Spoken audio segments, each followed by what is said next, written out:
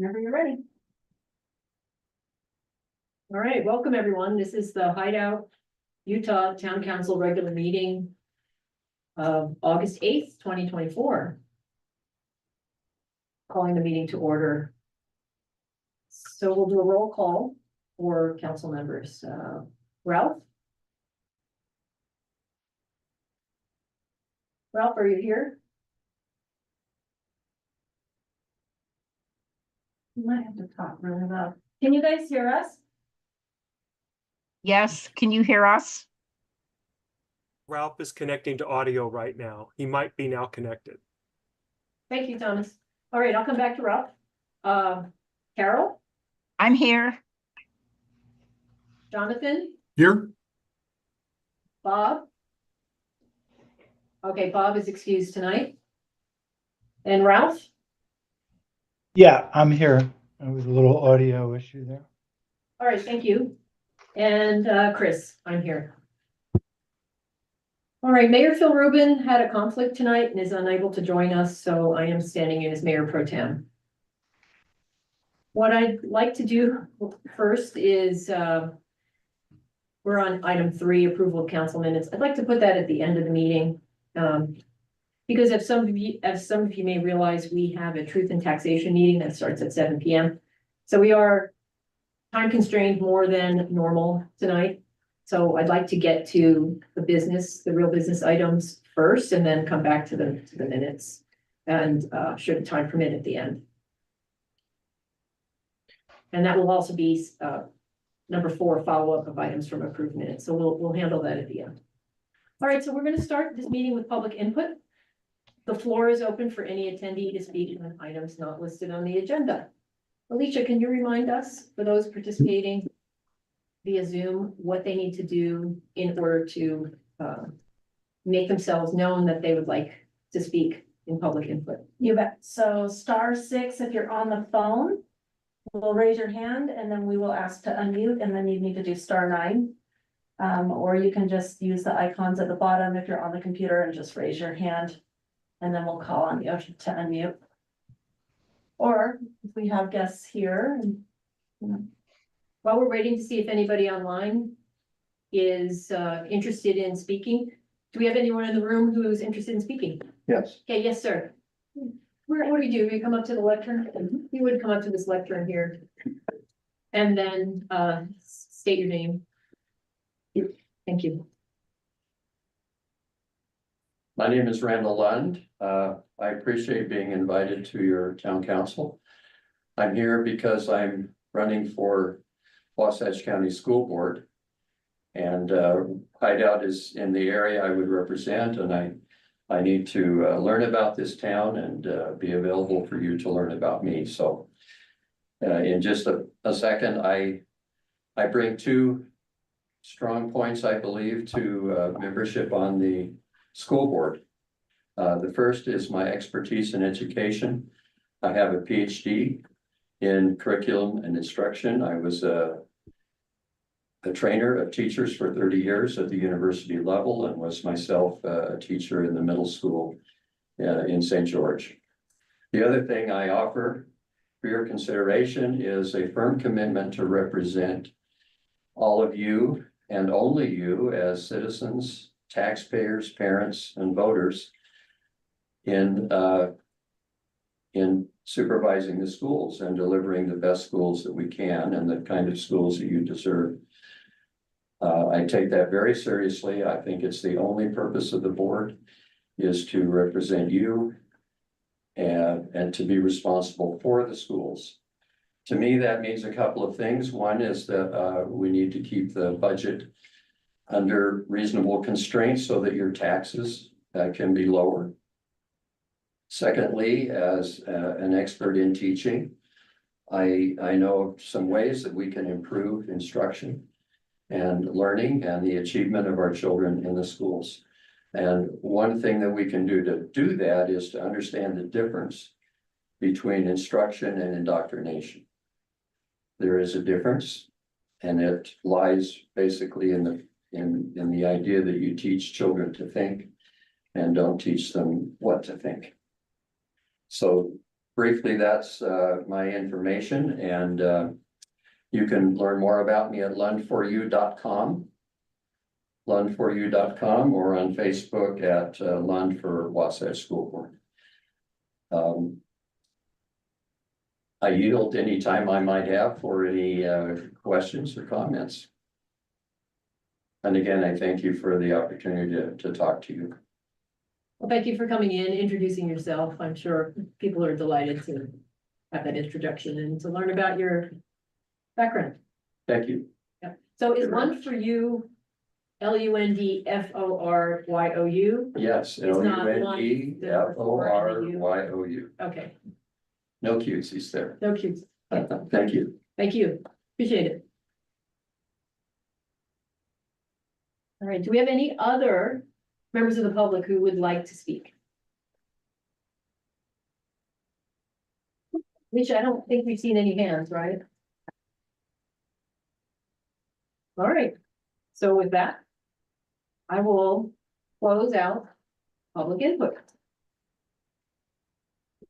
All right, moving on to our first agenda item. That would be 1. So that's excuse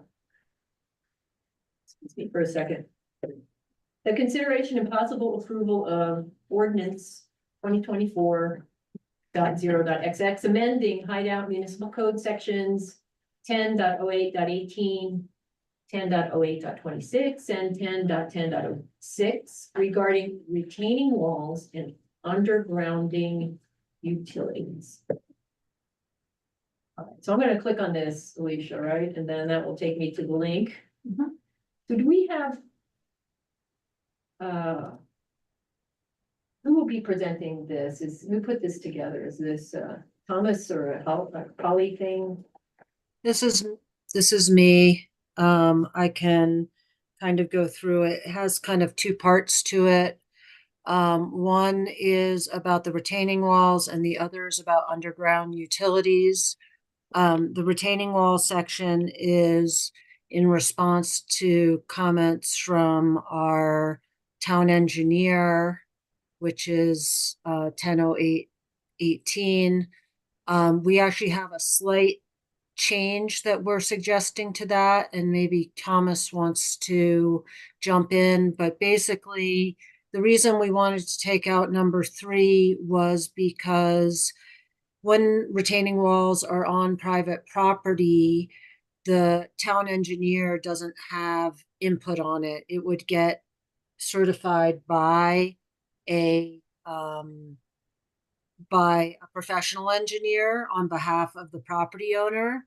And so the town engineer wanted to make sure that he wouldn't be responsible for the structural integrity and safety. It would be the owner would have to submit plans that are stamped by an engineer. So we wanted to just clarify that, but we did, in talking with Thomas after we submitted this, I'm going to let him jump in. We wanted to add in some language. Thanks. And by the way, this is Gordon Miner, the town engineer. I'm available for questions if anybody has any at some point. Perfect. Thanks, Gordon. And Gordon and I caught up a little bit earlier today as well. So the idea of removing number 3, we agree with that because that language with regard to planner and specifically the town engineer reviewing is inappropriate for the private property. But what we did think about is the importance of the aesthetic character of trying to maintain a stacked rock look, because it does a couple of things. 1, the character and the aesthetics, it preserves that. But 2, it does require that developers are a little bit more careful in how they lay out projects, because you have to be a little bit more attentive to the land if you're using stacked rock rather than structural retaining walls that are essentially cemented together. So in discussing with Gordon today, what we're thinking about is something like this language. And Alicia, I did email this to you about 10 minutes ago, just in case you need the specific language, but maybe all retaining walls shall be constructed of natural stacked rock unless an appropriate substitute material meets the same aesthetic character as determined by the town planner. For retaining walls located within the public right-of-way, the town engineer may determine the most appropriate engineering system and materials for retaining walls. That gives us a little bit of flexibility to work with developers relative to aesthetics, which would live in the planning world. But when it comes to roads and public rights of way, we may need something that is different than a stacked rock retaining wall, and that would be under the purview of the town engineer. Again, to Polly's point earlier, that would be for public property, public right of way property, etc. And Gordon, you may want to jump in to see if that captured our call today.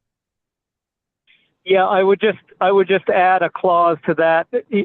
What you just read spoke of the right of way. I would add a clause to that any retaining wall that supports a public road it would be under the purview of the town engineer to have the discretion of what engineering system to use. The reason I make that clarification is because there are situations where a retaining wall could be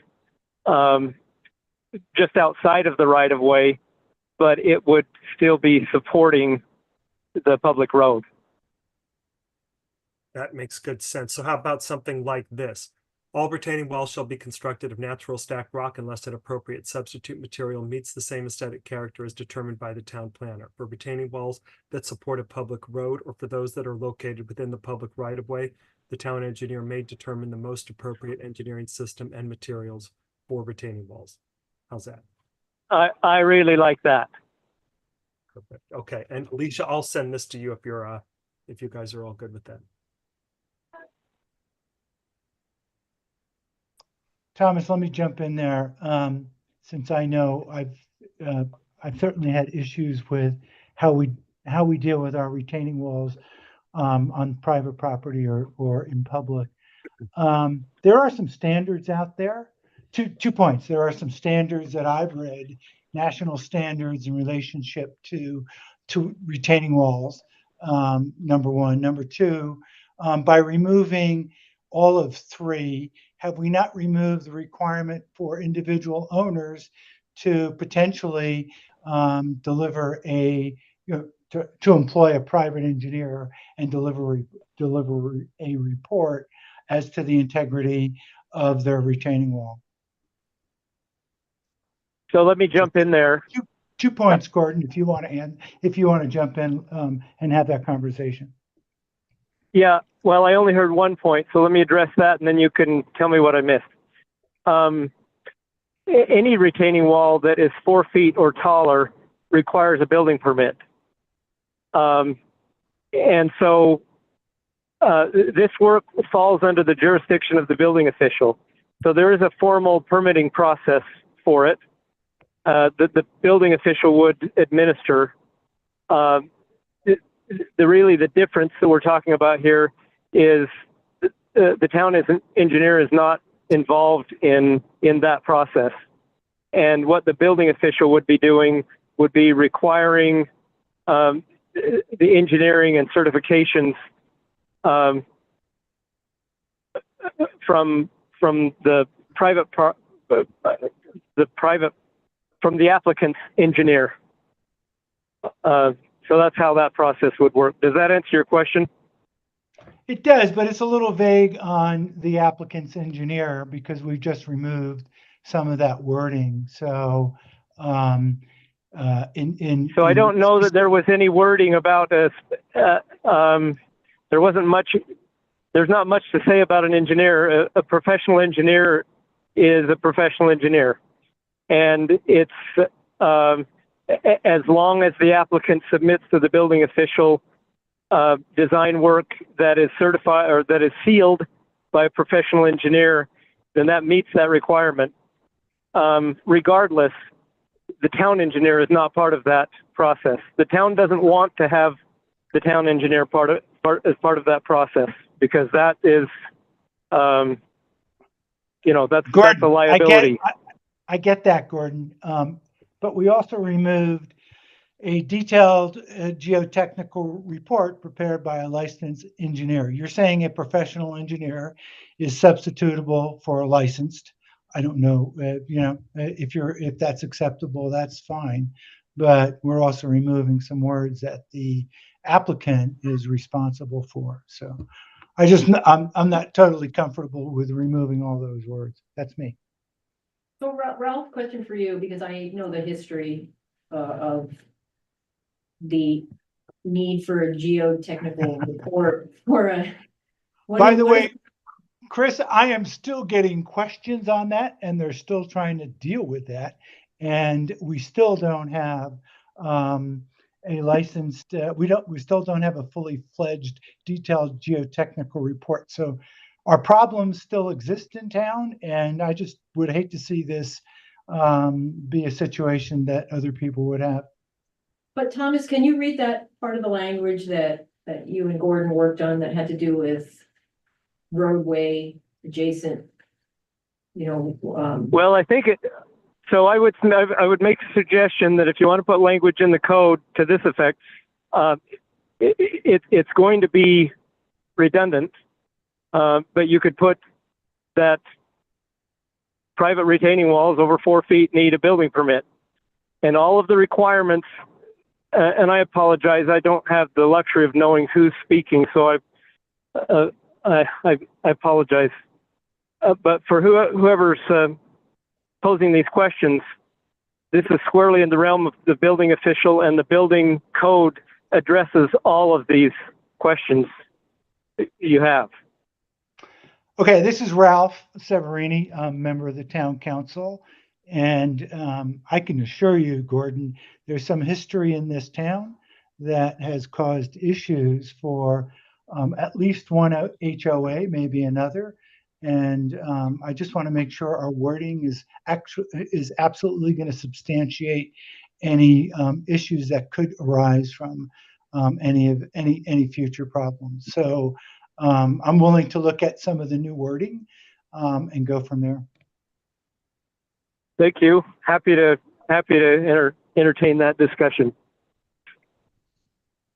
Yeah, and we might want some HOA input on this one because it does affect how much money the HOA, at least one HOA that I know of, is spending. We're talking in well over 6 figures potentially. So this is not a simple matter. So how does that how does this affect the cost of the HOA? They are, in this case, the HOA, by the nature of the developer turning over to the HOA control of, the organization of the HOA after all units are sold, then the HOA assumes responsibility for any fault, for any good or bad situations that previously arose. And then the HOA must find through its own funds how to deal with it. And I can tell you there's already been at least a couple of issues, including potentially a 6-figure remediation scenario. So I just want to get this right because we certainly don't want this to affect a current active HOA going through this or someone in the future. So let's get the wording right. That's all I'm saying. Ralph, I think Thomas had pretty good wording. I know we don't have it in front of us, which is a bit of a problem because we can't look at it. To, further refine it if needed. It sounds like that building permit is required of a 5-foot or more retaining wall. And that just for clarification, it would be more than a 4-foot high retaining wall because then it requires a building permit, which then essentially initiates in IBC international building standards. right, and then and regardless of what you've got in the town code, as long as you've adopted the IBC, that all those requirements are in place. So it might be that if we kept the language that I read regarding the town engineer may determine the most appropriate engineering system and materials for retaining walls, period. Private retaining walls greater than 4 feet in height are required to obtain a building permit. That would then initiate IBC International Building Code standards, which I think will probably get to, Ralph, probably get to your structural integrity, geotechnical standards. Is that right, Gordon? Those would kick in? Well, no, you don't want the town engineer dictating materials or technologies on private retaining walls. Right, no, I said, but the sentence would be private retaining walls greater than 4 feet in height are required to obtain a building permit. But then by that definition, it would go to the building department, the building official, to review submitted materials. But I think, doesn't IBC mandate, it probably has specific standards for structural integrity, et cetera? No, they're going to they're just going to defer to the applicant's private engineer. Applicant's engineer, okay.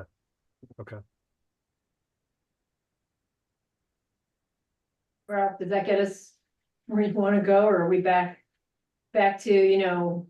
Well, I'm not going to vote on this today the way it is, number one. Number two, between now and the next meeting, I'd like to have at least our HOA weigh in on some of this, because there's one wall, also known as Burlap Mountain, that is of issue. It's adjoining a road, and therefore and there was a wall put on it by GCD after near the end of the turnover, and that's the issue that I'm trying to see if that falls under the current jurisdiction, future jurisdictions, or if that provides any relief by this HOA. So that's where I'm going with on this, and I want to make sure our wording is correct for the future as well, and without getting some additional weigh-in. And I know at least 2 other people on the HOA board are working on this diligently, so this is an issue. And I just don't want to throw this under the rug here, Gordon. So let me make sure that I understand. Are you suggesting that the town engineer remain involved in private retaining walls? Well, the question is if and I don't want to drag this on. I think we could take this between now and the next meeting and understand even if this wall is private or public, because it joins the road. It's in the it's on the side of the road. So if that's the case, it may just be essentially a public wall that should have been reviewed by our town engineer anyway. Do you know, Thomas? Well, do you know this whole provision that we were proposing to take out was about private property. Well, and Gordon, I'm saying I don't know. I'm saying unless somebody can weigh in on exactly that, I don't even know if that's public or private at this point. And that's why I was asking Thomas. He has a good feel for the town, if indeed he would consider this public or private. And if we don't know, we should we should determine that. And again, I'm willing to just make sure we get the wording right for the, that Thomas is proposing, and wording right for the future. Yeah, I'm not sure about that wall. I do know, I know where it is. I would have to actually look pretty closely at the mapping to see if that's in the right of way, but that's you probably have to measure that back from the road. It's pretty close. You're right. Yeah, it's pretty close. Exactly. So, okay. That's all I'm saying. So, you continue on. All right, Jonathan, Carol, do you have anything you want to add? Not on this topic, no. Okay. Carol, anything? I just have a question about the natural rocks or whatever. Aren't there such things as engineered rocks that aren't totally? I mean, I was just somewhere today where I saw a huge retaining wall that was not made out of natural rocks. There are some cultured stones and rocks and manufactured that are actually starting to get pretty good in terms of looking like natural stone. Usually once you get to a certain size, they typically just resort back to natural rock, but if maybe if we are going to consider this, there may be a way to add some language for cultured or manufactured stone that actually looks like natural stone. Some of Like it's getting pretty these good. were Smaller huge. stones getting good. The bigger stone, I'm surprised the bigger stones. That's a newer phenomenon that they're getting good. Right. So right. they were drilled with little holes all the way through. Okay. Right. So And Carol, there are two national firms that manufacture a variety of what I would call, fake walls. And both of them do state and federal work for roads, sides of roads. So they really have some of the best solutions. Of course, they're expensive as well. They wouldn't necessarily apply to everything Okay. we're doing, but Okay. yeah. Okay. Nitec, I think, is one of those companies, because I've talked to both of them. Ralph, thank you. Carol, thank you. Thomas, it sounds like there's just a little bit more work to do on the wording for this portion of, on 10/08/18. I think we're in agreement with Gordon's position about removing the town engineer specifically called out, but I think we just need to see the wording of what the retaining walls would be so that the council can, motion on this. I can do that. I'll kind of revise this a little bit and maybe coordinate a little bit with Ralph as well, just to make sure that I have an understanding or the issues with the HOA, and maybe Ralph, maybe you want to pass it on to them. That might be helpful as well. I'm going to, yeah. Okay. And then maybe Thomas, you and I can separately again, maybe even get together and even take some measurements here. Just want to see where this fits as an example for the town. Okay. Okay, thanks. So if it's okay with you guys, I'm looking at the clock. Let's move on to 10/08/26. Do you want to share your screen? Oh, yeah. Share my. Holly, does that have to be continued to a date certain? Let's do the whole, it's all in one ordinance, Oh. so let's just get the whole thing considered and then we can amend the ordinance that was presented. Alicia, I'm like sharing my screen as soon as there we go. I'm sharing the packet, not the whole screen, right? It kind of has the Zoom overlaid on it, so it kind of looks funny. The screen, or the packet? I want to share the packet only, right? Not the screen, because people don't need to see me sharing, but that's the correct one, Yeah, right? scared. Yes, That one? yes. And that's what I'll share, and you tell me which one. Is that better? Yep, okay. Great, thanks, everyone. All right, so let's move on to 10/08/26, utility distribution systems and connections. Polly, are you gonna take this? Yeah, and this is also in conjunction with Council Member Gunn. He and I worked on this language related to undergrounding utilities. And so this is a suggestion. I don't know if Councilmember Gunn wants to jump in and just kind of explain what the work we did on this and kind of the reasoning behind it. Sure, I'd be happy to. So this came to light because we have another vendor that wants to come to town to provide internet and video service. That's Comcast. I believe that's the next item on our agenda. And in negotiating with them, their initial contract came out that they wanted the right to erect above ground poles, supports, and string cables.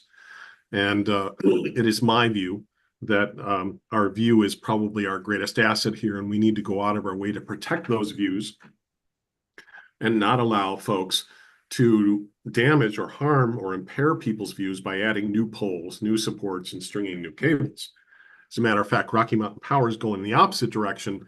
They're going to be undergrounding some of their cables and wires. In any event, we took a look at this and we saw that it really wasn't as strong as it could be. So in parallel with negotiating with the folks from Comcast, Holly and I worked together to try to update this to make sure that future utility systems are underground, not above ground, and certainly aren't supported by new poles and supports. So the legislative intent here is to preserve our views by requiring that going forward, utility systems be by and large underground whenever it's possible, and not automatically be stringing cables up in people's views.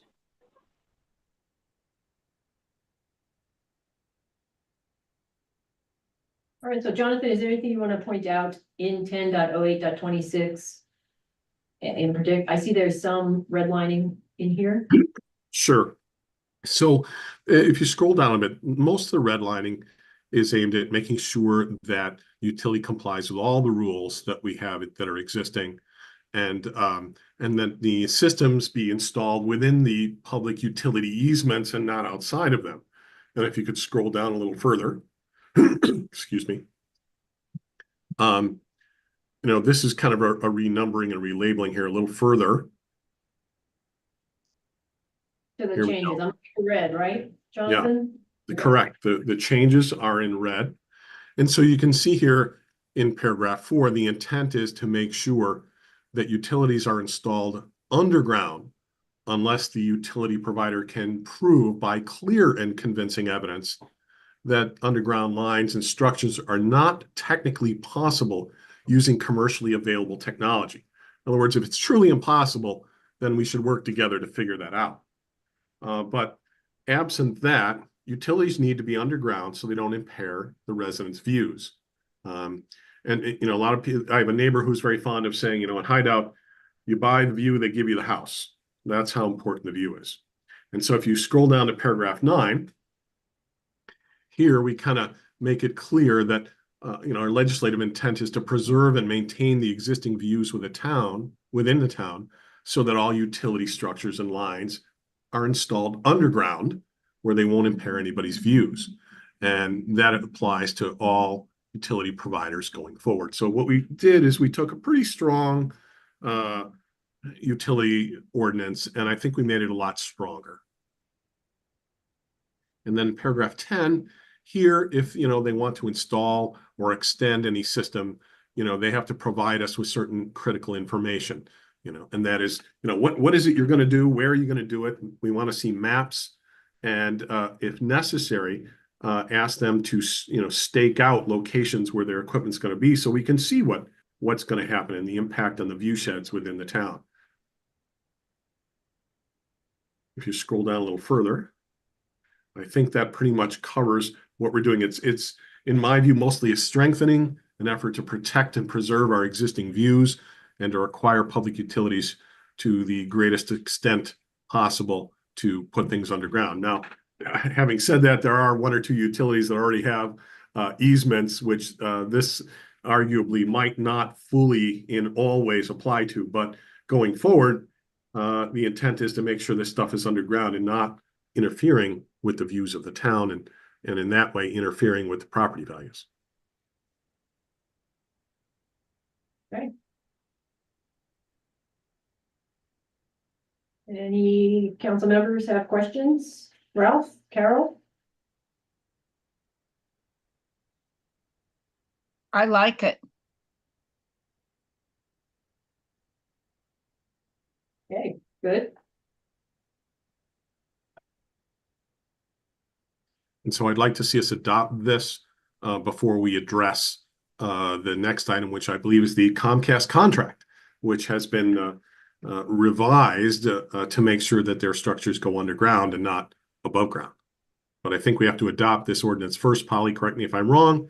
We want this to be adopted, if it is to be adopted, first before the contract, because there are certain timing issues that the contract kind of fixes our ordinances in time. So this, I believe, Polly, correct me if I'm wrong, should be sequenced first.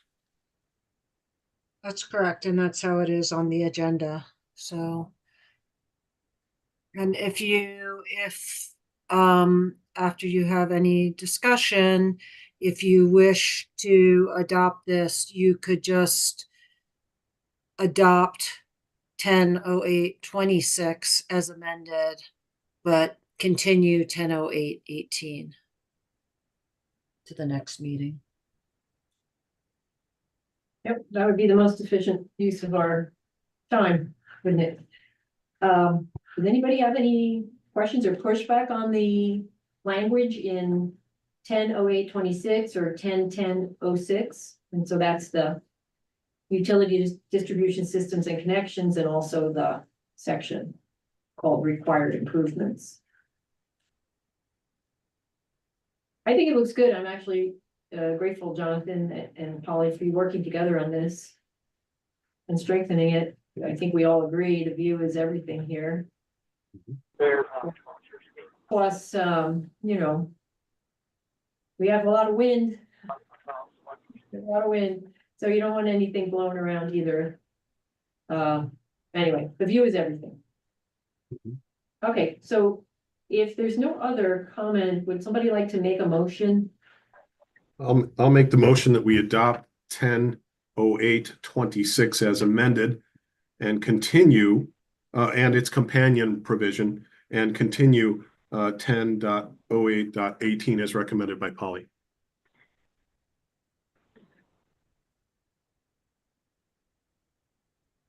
Do we have a second? I'll second. Thank you, Carol. Okay, Ralph, Yes. Carol, Yes. Jonathan, Yes. and Chris, yes.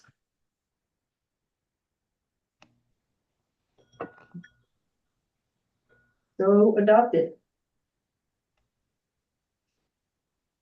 Thank you. Good discussion. I'm looking forward to having, coming back to 10.08.18. Hopefully maybe at the next meeting even, if we can get that together. Sounds like there might be a meeting or two required and some discussions, but hopefully we can have that come up at the next meeting. And All I'd right. like to thank Jonathan for all the work he put into this. Well, thank you. My pleasure entirely. Polly helped. I don't want to take her out of the equation either. Well, both of you then. She was in the center of everything. All right, thank you. All right, let's move on to agenda item number 2. That's a discussion and possible approval of a franchise agreement between Comcast and the town of Hideout. And with that, we have Joe Silverzweig. Confidence is key. Nobody else. Joe Silverzweig. I'm gonna say it louder, so. Yeah, I feel there you like go. it's more confident. Feels good. And thank you for joining us again, and if you wouldn't mind introducing yourself to anybody who hasn't met you before. Sure thing.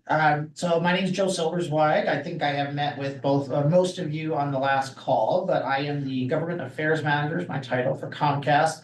I live here in Utah. I actually grew up in Park City, so just down the road. I live in Murray, and I represent Comcast before local governments, so city and county governments across the states of Utah and Idaho. Among my responsibilities is negotiating franchise agreements, including with new communities. I came here in, gosh, I want to say early June, maybe it was May, but April. Okay, in April, came here, we had a great conversation. You folks raised some concerns about just like what you were talking about today, concerns about your views, which as a Park Cityite, I can absolutely recognize and appreciate the degree to which we value the vistas that we have here, and certainly don't begrudge you taking some time to make sure that those are protected. As I think I mentioned in the last meeting, this entire build is underground. We have no intention of going aerial. We're not interested in going aerial. So happy to make those amendments, perfectly comfortable with the ordinance changes that have been made tonight. Those are no problems for us. We're really excited to serve your community, and it's our goal to have everybody on this council and hopefully everybody in town just be really excited to have us come in. And we know that means following your rules and doing things the way that you want them done. And we're just perfectly happy to do that. And I hope this process has shown that we really are committed to that. So I don't want to take up too much time. I'm not going to give you the whole Comcast spiel again, because I think most of you got all of that already. But I do want to reiterate one point that I think I raised there, which is that one thing that we love to do when we build out a new community is demonstrate our commitment to community impact in that community. We do a lot of different things with regard to digital equity, digital literacy, making sure people have access to the internet, they know what to do with it, they can afford it, and they have all the tools they need to make the most of it. That could be anything from digital literacy training for senior citizens to affordable internet or free laptops for low income families. And you know better than I do the needs of your city. If anybody has any ideas for a way that we can partner either directly with the city or with a local nonprofit, we're very, very eager to do that. In fact, we have budget set aside for expansion communities to make contributions to whether it's a community building event or something with more of a community impact feel. I just really encourage everybody to think about that, talk to their neighbors about that. And if you come up with something, please reach out right away. That's something I'd really love to get out of this conversation. I think everybody's had a chance to review the franchise agreement. I'd like to commend your council and Polly for being fierce advocates. I enjoyed this negotiation. I found it to be really effective. I think we got a really good document at the end of the day. And happy to take any questions or feedback for you guys, and hopefully we can get an approval tonight. And if not, we'll keep working. All right. Thank you, Joe. So as far as literacy and low income items that you mentioned, that's something that I don't recall you mentioning in the last presentation. Oh, it's usually at the tail end. It may have happened. I did have COVID at the time. I was kind of a mess, so I may have I really missed went it. well, because I don't recall hearing that, which sounds pretty exciting actually, because we have both. We probably have some literacy and some low income concerns here for internet usage and just general technology. You have to be of a certain generation to be expert at it, and you have to have the means to have the devices and the connections to be able to get on. So that sounds very interesting to me. Awesome, that's great to hear. Yeah, I know in Park City and Summit County, we've had some great conversations about the service community. The service workers who have to live close to where they work, but it's very difficult oftentimes for them to find affordable housing, and so they tend to start to spread out from the central areas where the ski resorts and things are. And so we really like to find ways to support those communities as well as the higher income communities that sometimes afford that sort of. Now, are those programs actually in existence? Oh, yeah, Now with absolutely. Comcast, and what cities do you have that? In the last 3 years, we've done more than $5 million in Utah in cash and in-kind giving. We've got a project called Project Up, which is a future of unlimited possibilities for everybody in America. That's a $1 billion company-wide commitment over 10 years. So we're investing a lot of money, and as I said, we've got budget set aside to do this right now. A great example would be our partnership with the Mill Creek Promise organization, where we did a train the trainers program. So we educated some digital literacy trainers on how to bring digital literacy to communities, and then they went out into the community, and we wound up with the city having more and better trained staff. We do all sorts of things, and I'm honestly not the best person for it. My colleague Iwana Platten is our community impact manager, and she handles our grant application processes and our giving budget and all those kinds of things. And if there's interest, you guys have some ideas, what I'd love to do is set up a meeting with the appropriate folks with her, and she can go over what our guidelines are and how we can sort of think creatively and get something done. But Terrific. That sounds very promising. Sounds like another committee. Sounds like another committee. All right. Did any of the council members have questions? I know that on the April 11th meeting, there were a lot of questions, and I think they mostly dealt with the infrastructure being above ground and all the concerns, but we've addressed that now with your comments and with the negotiations over this franchise agreement. I think the other concern was making sure that this would be available to all of the town, not just selected subdivisions where you might, to be able to make a buck and Yeah, then not yeah. service everyone. 100%. We, and speaking of 100%, we have 100% build out for this community. Every property that you currently have as a parcel, is going to be serviceable at the end of the day. There may be a handful of exceptions if you have parcels I'm not aware of that are kind of way up in the mountains, really, those kind of really high value, sort of large private properties with, private drives and things like that. Sometimes that's hard for us to make serviceable without a construction cost. But in terms of something like 99.9% of folks are gonna have it, if not 100% of folks are gonna have access to every service that we offer. So there's no tiers of service or quality. We're installing a fiber to the premises network everywhere. Everybody's gonna have symmetrical multi-gig speeds, best in class television, best in class home security, all the Wi-Fi, all the bells and whistles, that's all coming everywhere. I also added to our franchise agreement a provision that I will come through at I can't remember if it's at your request or at my request, but I will come through once a year and we will talk to you about our construction plans. I would also say the best way to make sure that we're building everybody is for us to have an open line of communication so that when developments come in, we know about it when the trenches open up, because then we can throw conduit in a trench and we're able to build that at the same time dry utilities are installed. Where we run into trouble sometimes is when we have a developer who is less enthusiastic about us maybe than another provider. It happens sometimes, and they will make things so that it's harder for us to get into the trench. And then we get to a point where, okay, well, now we've got to do road cuts. We might have to, up here in the mountains, we might have to do some blasting or some serious granite drilling. It gets really hard to justify the construction. So I'd encourage just continued communication, get us on your plat map signatures.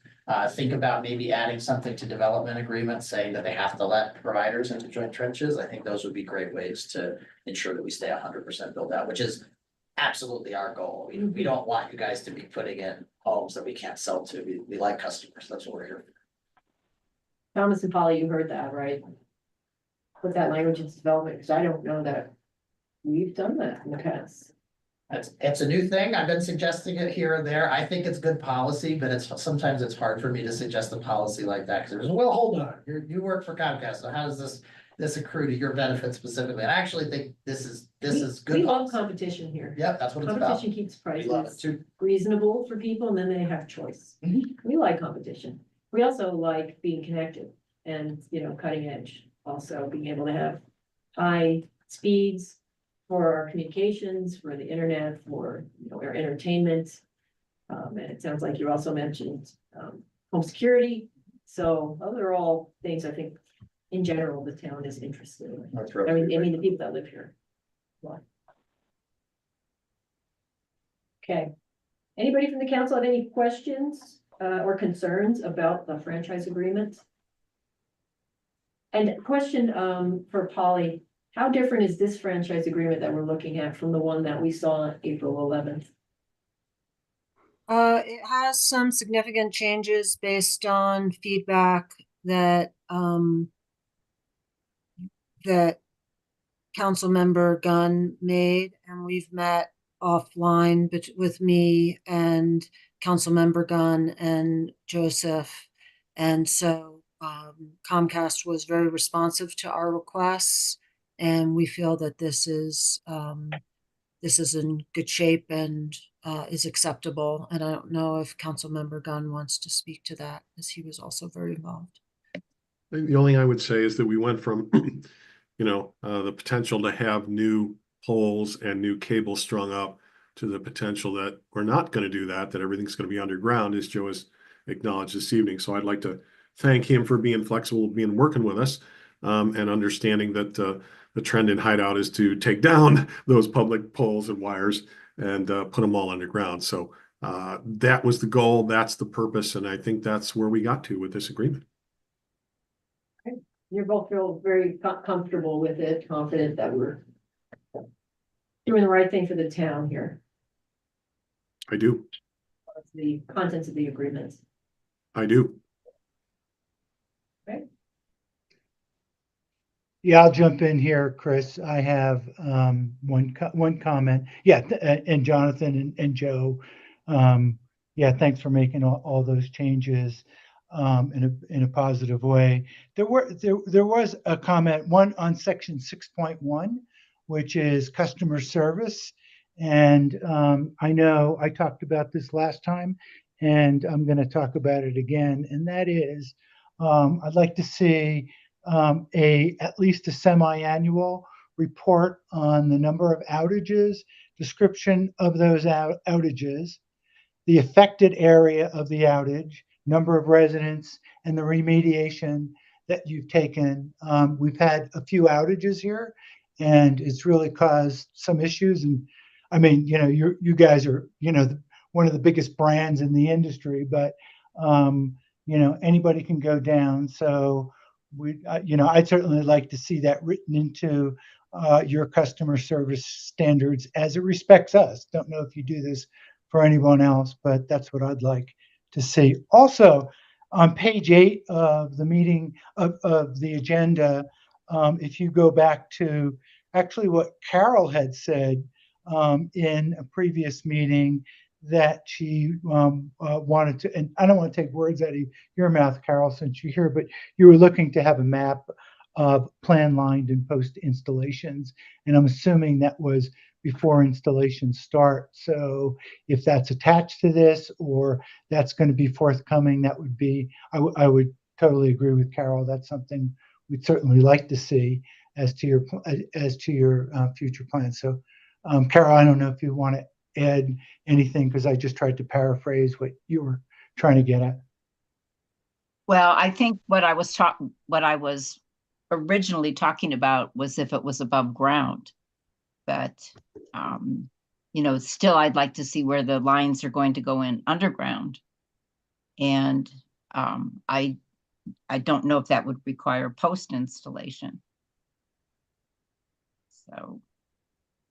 Okay, if I address that? Yeah, please go ahead. Sure. So the reason we hadn't provided that yet is because we hadn't finished what we call design yet. So we had allocated the budget. We had a sort of rough cost estimate for what we expected this to cost, and we had some some idea working with our contractors about what we were going to spend, and everything had gotten approved. But the design process happens in between that approval and then getting the franchise.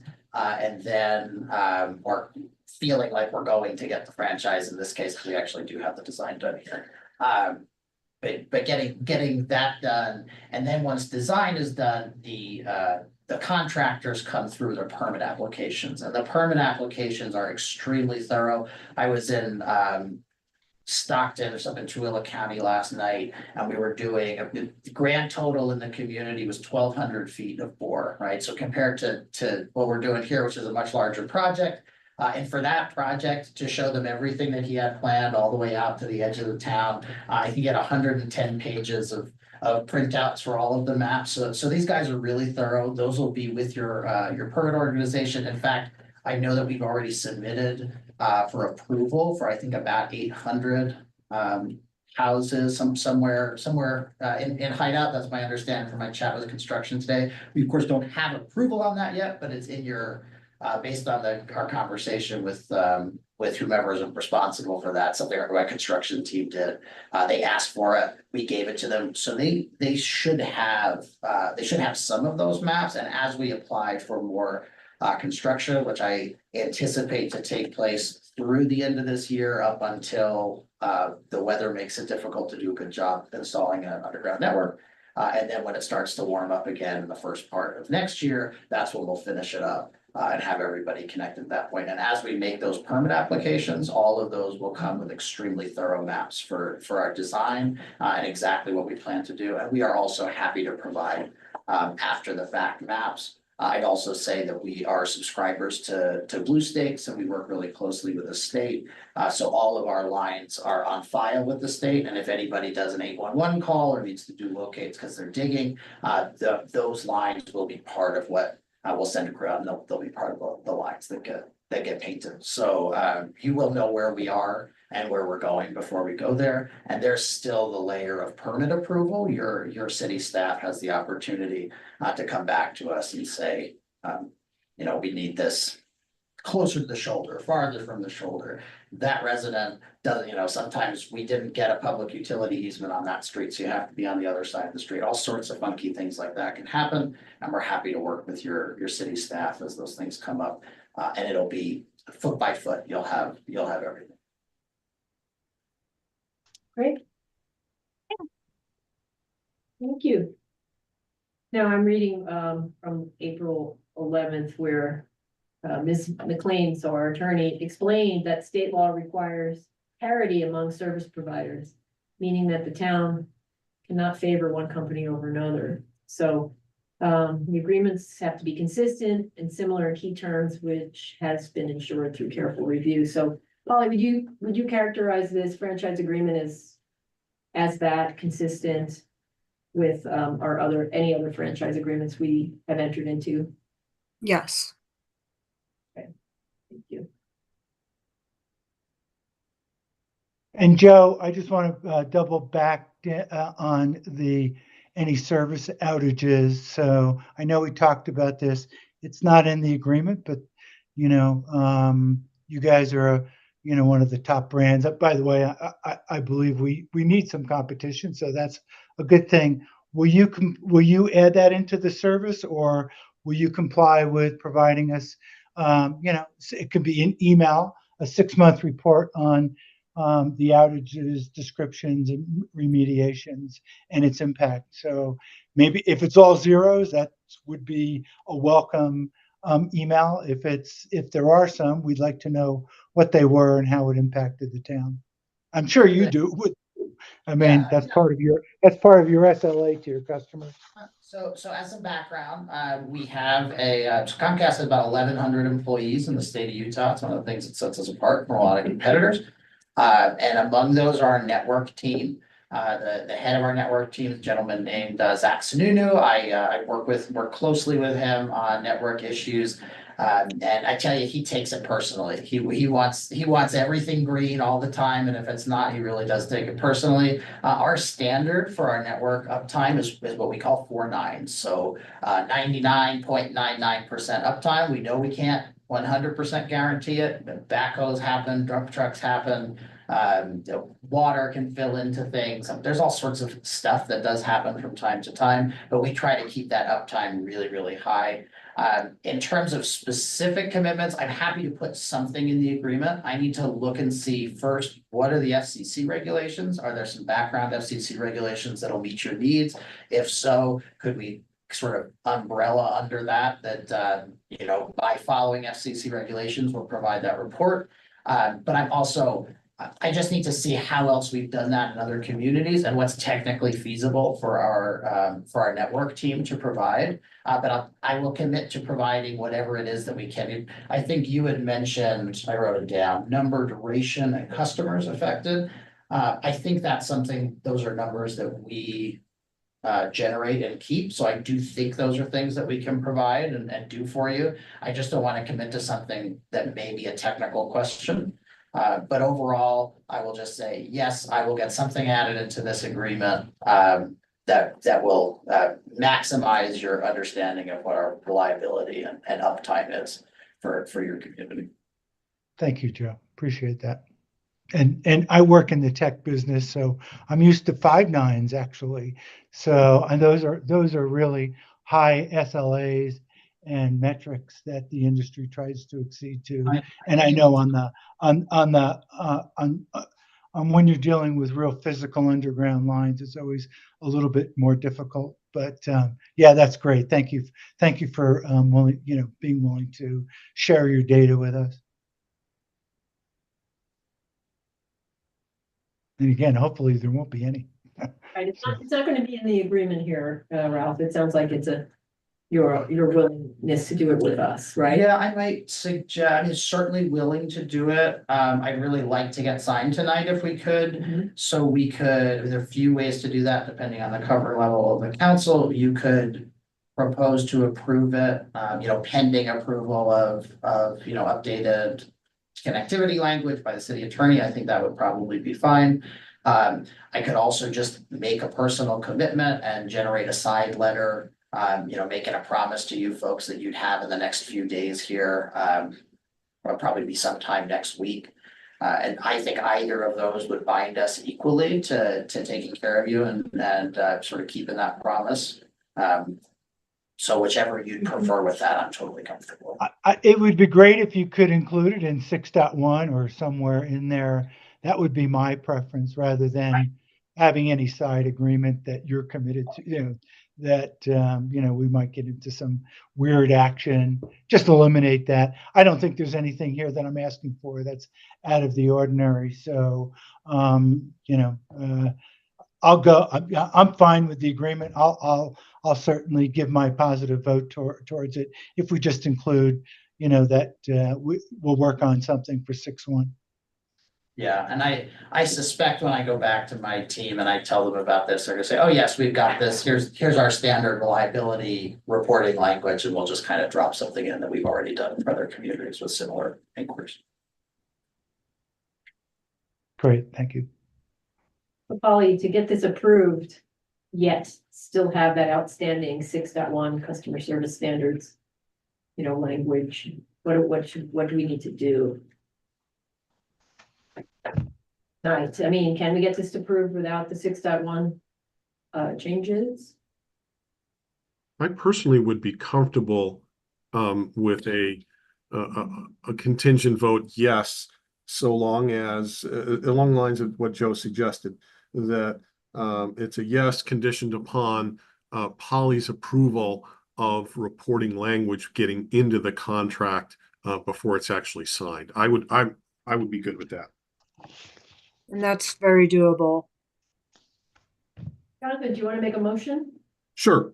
I move that we conditionally approve this draft Comcast contract that we have before us under the condition that Joe comes back with language regarding the reported outages, the numbers of customers affected, and the time that is satisfactory to the town's attorney. I'll make a second on that. If Polly, you can just, as you're getting that wording, just can you send it to me as well? Sure. So I would contingent make upon me just taking a look at. All right. Thank I you. would make the same request. I think all of us would. Okay, I'll send it to you all. Even Is better. Jonathan, is that motion good enough for us to? Yes. Okay, Ralph, did you want to say? Yeah, again? so I think I second it, given what we just added to what Jonathan said, and that's to have the language just sent before the next, just before it's, in final approval. Or it's approved. Actually, it would be approved contingent upon, how would that be worded, Polly? Just Acceptable. contingent on amendments to 6.1 to the town attorney's review. So I'll second that, contingent upon the town attorney's review of 6.1. Jonathan, can you re-motion this? I just Sure. want it to be. Sure. Let me take another shot at this. I would move that we approve the current contract with Comcast that is in front of us tonight, with the contingency that language be added to section 6.1 that would give us reports as to the outages, number of customers affected, the time, and any remedial measures that is satisfactory in terms of language to the town's attorney. Did I get that right? And I'll second that. Sounds good. Okay, Thank okay. you, Jonathan. And Polly, I'll second that. Thank you, Ralph, for the second. All right, let's take a vote. Carol, Yes. Chris, yes. Ralph, Yes. Jonathan, Yes. okay. Motion carries. Thank you all very much. Thank you. Really appreciate it. Yeah, I appreciate you coming back. and Oh, of I'm course. Glad you're, I do this because I love communities and I like working with you guys to do a great job taking care of you and It means the world to me to see you all work so hard Thank to you. take such good care of it. Thank you. Nope, I Thank you think for you, being flexible. yes, I think if we can get, we have so Looking- many things here, but I think if that literacy, low income area of exploration, I think we may be talking to you about that if we can. Yeah, get- I mean, do I have your contact information? I could Let me reach out get to you everything directly? from Alicia. I'm on the town website also. You Okay. can look me up. Yeah, I'll reach out maybe to the whole council with an email and include Iwana. Who would be maybe the best staff to also include? Alicia, would that be Sure. you We always include Alicia. and everything? She's a hub. For of sure. the town. Okay, yeah, I will, I'll build that out, but you're thinking that digital literacy and, Digital literacy, I mean, because Okay. we yeah, have, let's just say, many people that are of a generation that did not have computers in school. Yeah.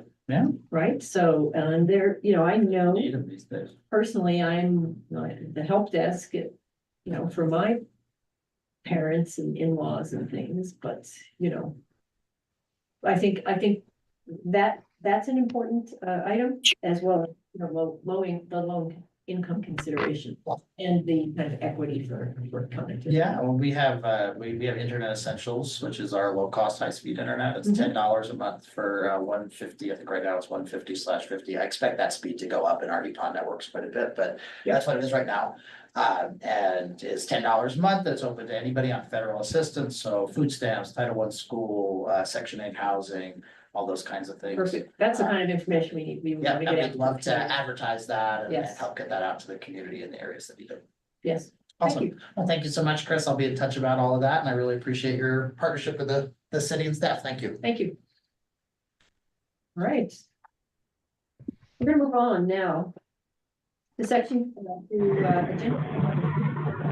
Consideration and possible approval of ordinance 24.0.xx, amending sections of the Hideout Code, updating sections in chapter 1.16, purchasing.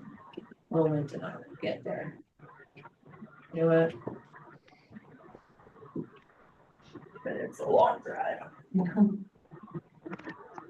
Okay, let me get over to the right item. I'm doing a time check at 6:06. We've got a number of items left, so let's, I'll ask, the council if you can be as, succinct as possible on these items so we can try to get through everything. So, this purchasing ordinance amending sections for purchasing has come up in the past. Now, there were some changes and I'm working from memory, but I think our real concerns over purchasing were really the limits of the different personnel and what their, purchasing authority was. And I think that's where we got hung up perhaps last time. And, at this point, who would like to present this? Is this, Polly, is this, or are we looking to cover this? Anybody know? I'm getting a little feedback. Is Jan on? She was going. Yes, So Jan, if you want to just speak to, sure. and I just in terms of, maybe I should put something in, but the ordinance change, I highlighted all the things we added at the last meeting. So if you scroll down, for example, you can see, not to exceed, that was added in in response to the last meeting. Okay, and all contracts shall include a not to exceed amount. That was added. Right, and anything else that was, these were the things we discussed at the last meeting. So Okay. we were kind of good to go, but we said, no, let's wait till this month. And then also I'll hand it over to Jane to discuss. Thanks, Polly. So we left it, this is basically to continue to improve our processes, and we've had inflation over the years. We haven't updated these amounts.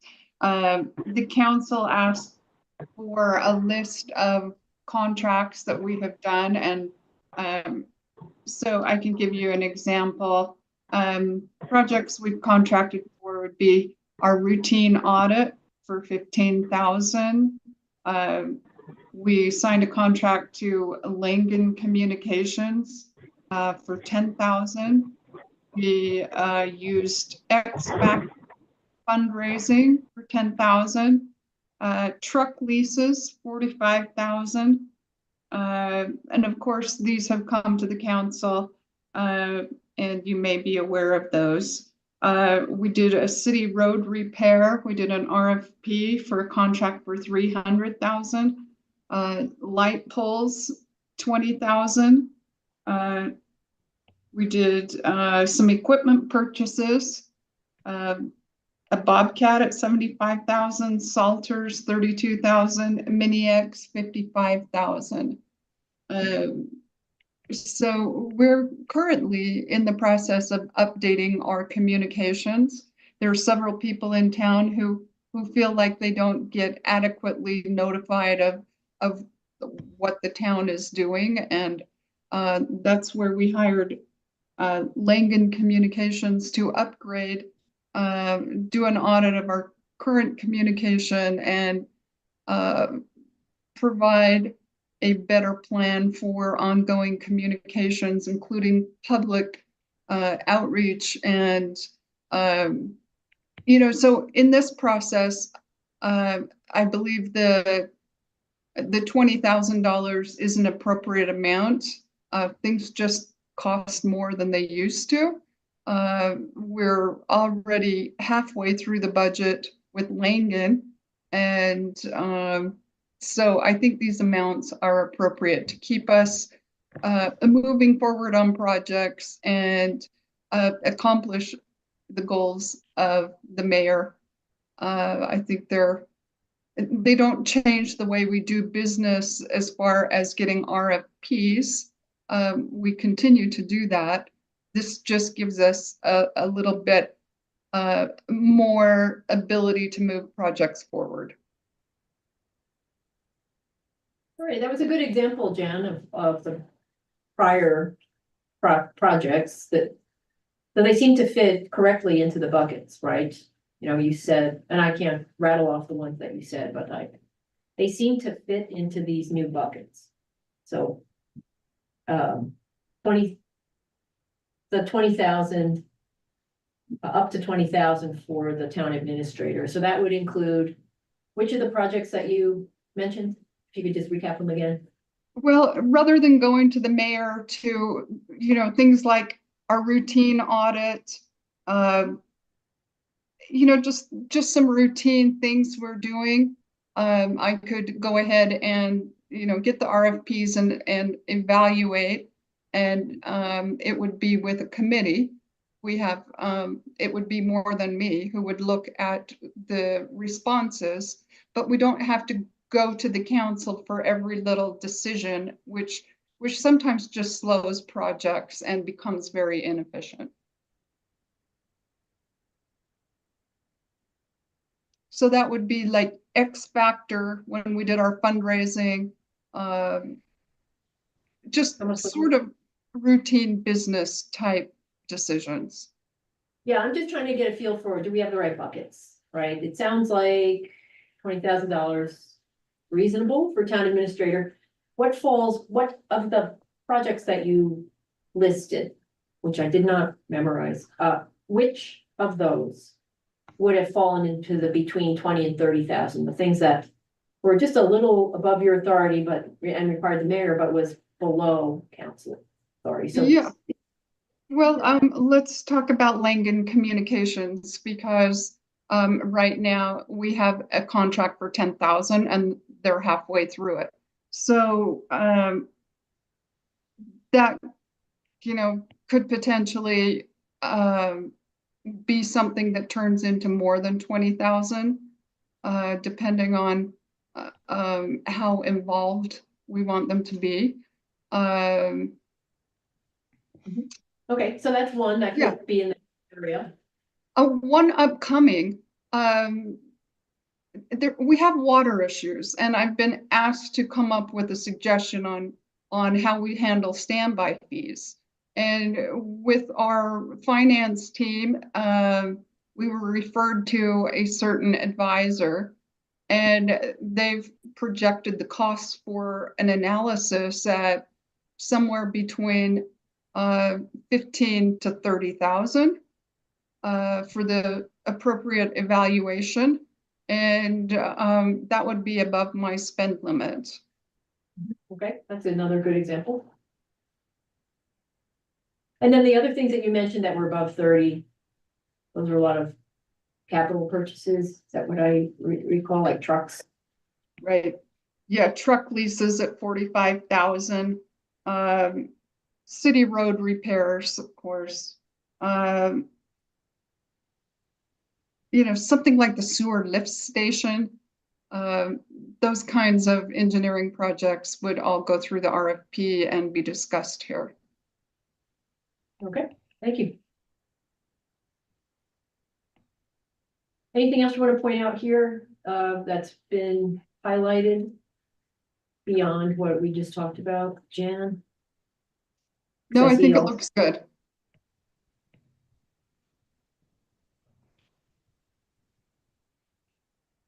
All right.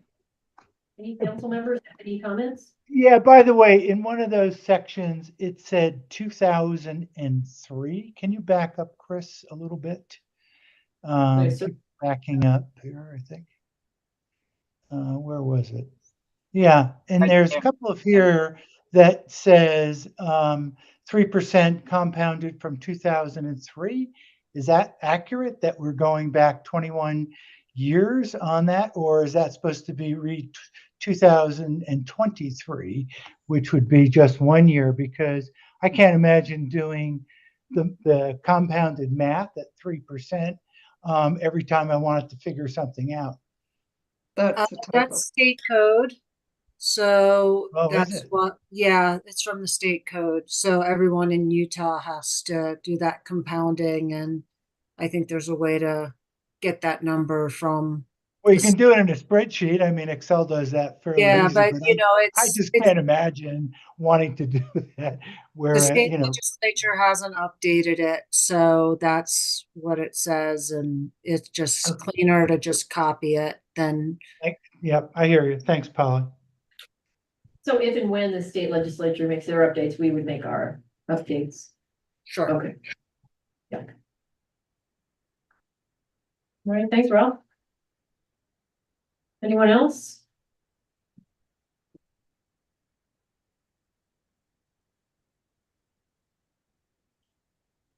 I have a question, this is something I've been struggling with for a while.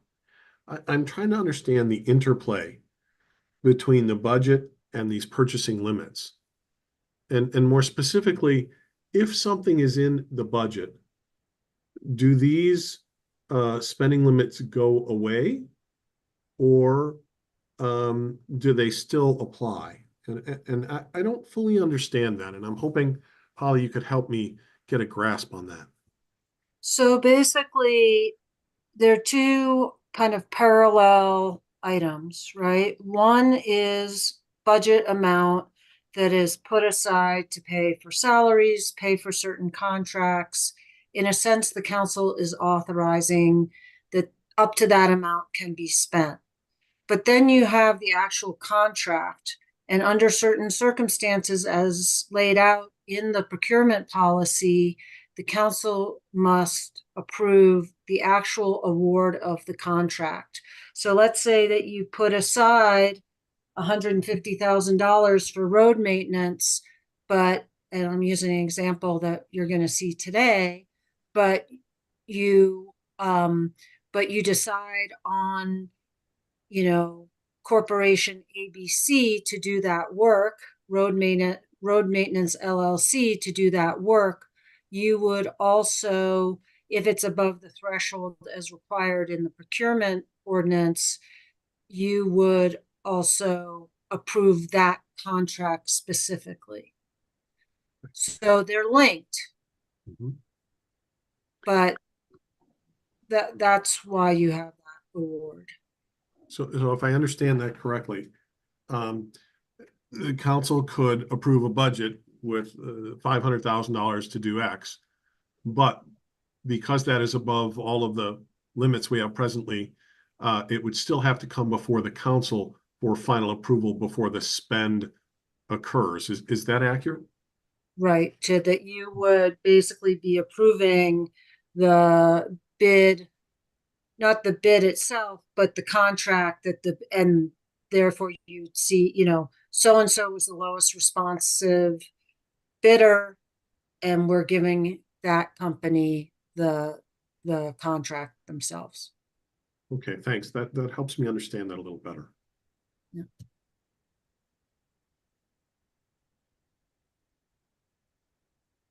So there's one issue that I raised last time that I'm not seeing any language here about, and that is kind of oversight for larger contracts. And I don't know where to put that number. But I still would like to see us give the town administrator and or the administrator's designee oversight authority for contracts above a certain dollar amount. That way we have multiple eyes looking at these projects, and they hopefully are less likely to run beyond the budget or run off the rails. And so I'm going to raise that concern again because it's one of the few remaining concerns I have about this.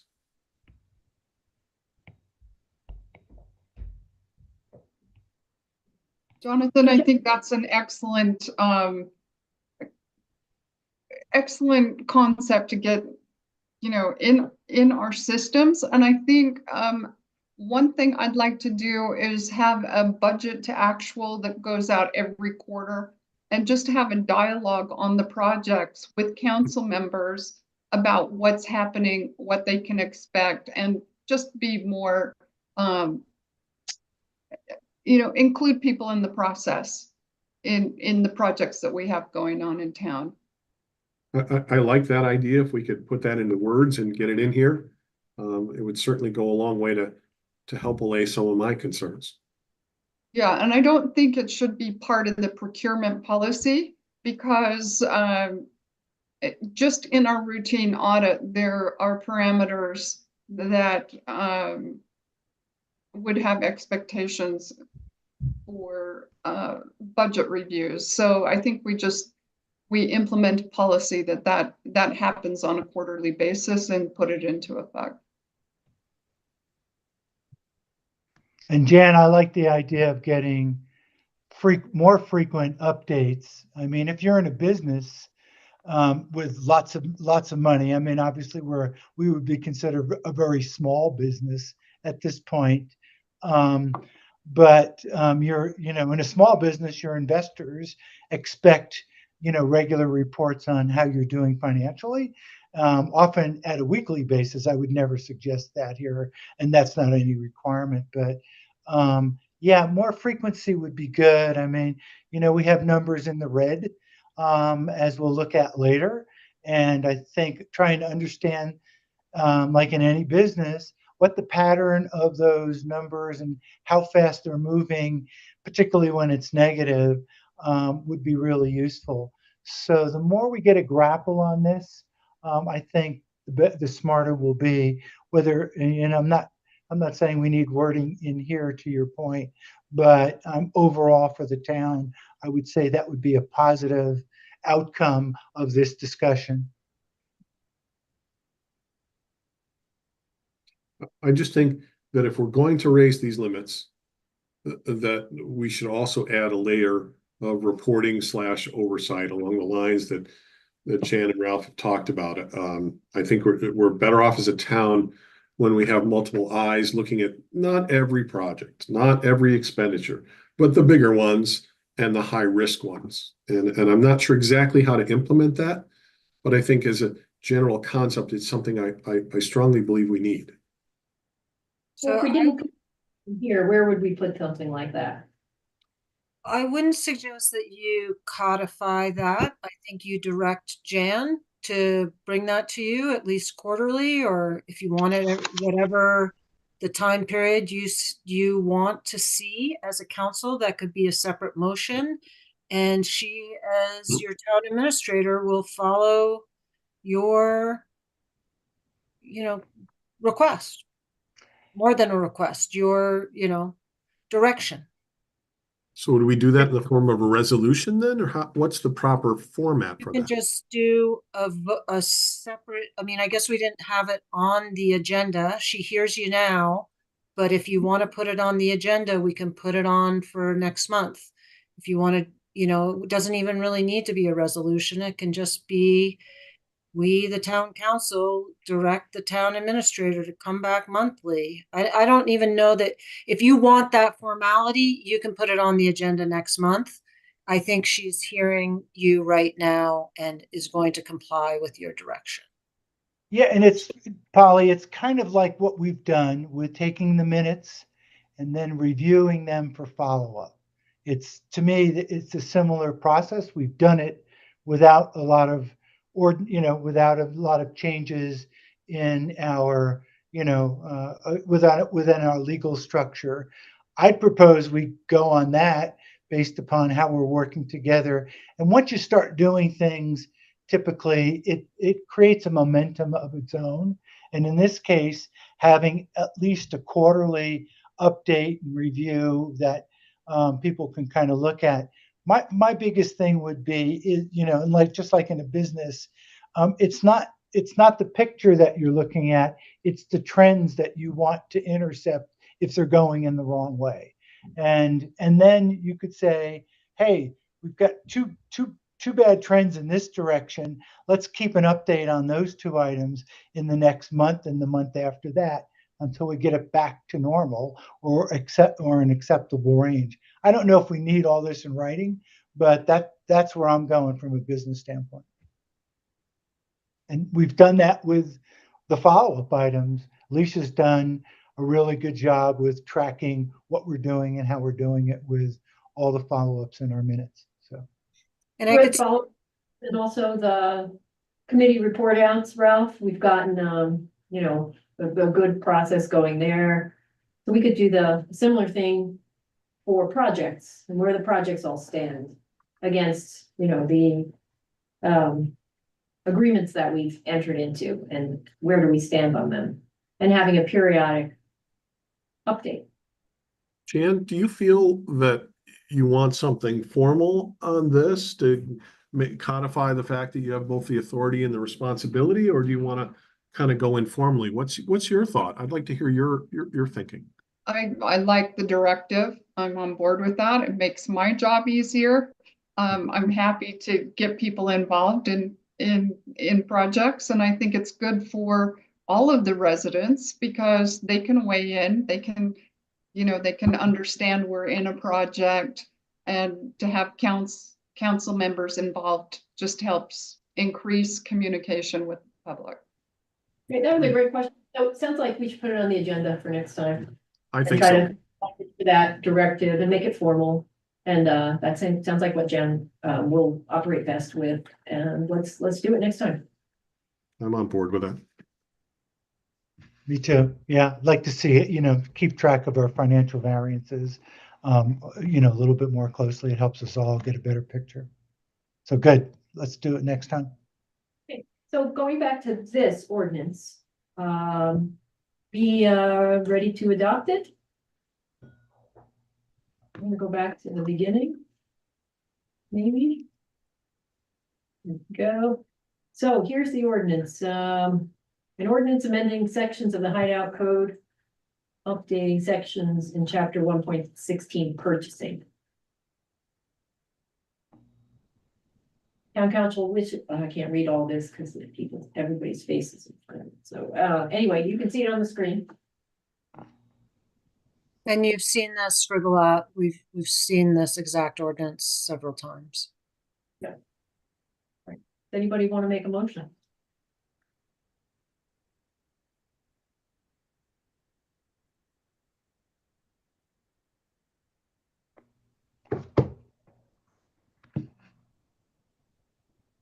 That motion would be moving to approve ordinance 2024 something, whatever the number is, amending sections of the Hideout Code, updating sections in chapter 1.16 purchasing.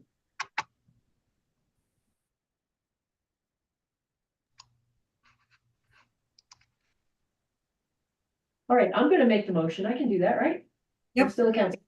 Yep. All right, You I know, move.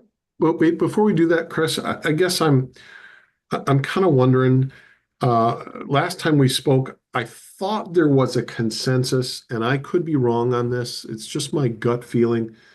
There was a consensus on doubling the various existing limits. And I guess I'd like, before we vote, I'd like to revisit that to see what the council thinks about. Do we want to double it, or do you want to go to the limits that we have here? If we merely double it, we can revisit in 3 months, 6 months, 9 months, or whenever we are requested. And so I'm kind of wondering where the other council members are on those dollar limits before we vote. Well, I remember, go ahead, Polly. I was You just gonna gonna jump in? say, my memory of it, I did those changes in real time last month. So, I know we haven't approved the minutes from last month, but this was what you guys landed on last month. Of course, if you want to reconsider that, you, by all means, that's up to you, but just, this was what you landed on last month. I guess I would like to kind of poll the council and see what the individual thoughts are on this. Maybe we're there. Maybe we're right here and it's just me. It wouldn't be the first time. But Jonathan, I remember that conversation from our last council meeting, and we did land on these numbers, and I had asked Jan to come back with the list of, well, which ones of our projects fit into these buckets, and then she did in this meeting and explained that, you know, a lot of the work, she has approval authority, would have approval authority up to 20,000 on, and would not have to, you know, rely on anyone else. And then there's a kind of a limited amount that the mayor would weigh in on before then the whole council gets it. And this seems to fit okay into the examples that she provided us, which is what I was looking for. I don't know that we're gonna get perfect with the numbers here. I think my opinion is we should come up with these limits for purchasing authority by role. And then if we find that they're not workable for one reason or another, we can come back and adjust them. Yeah, I remember the discussion as well. And thanks for bringing that up, Jonathan. I like the idea of doubling and then re-looking at this every 6 months and then maybe upping from there. I don't want to make this burdensome on the town or what we're doing. My biggest concern was data.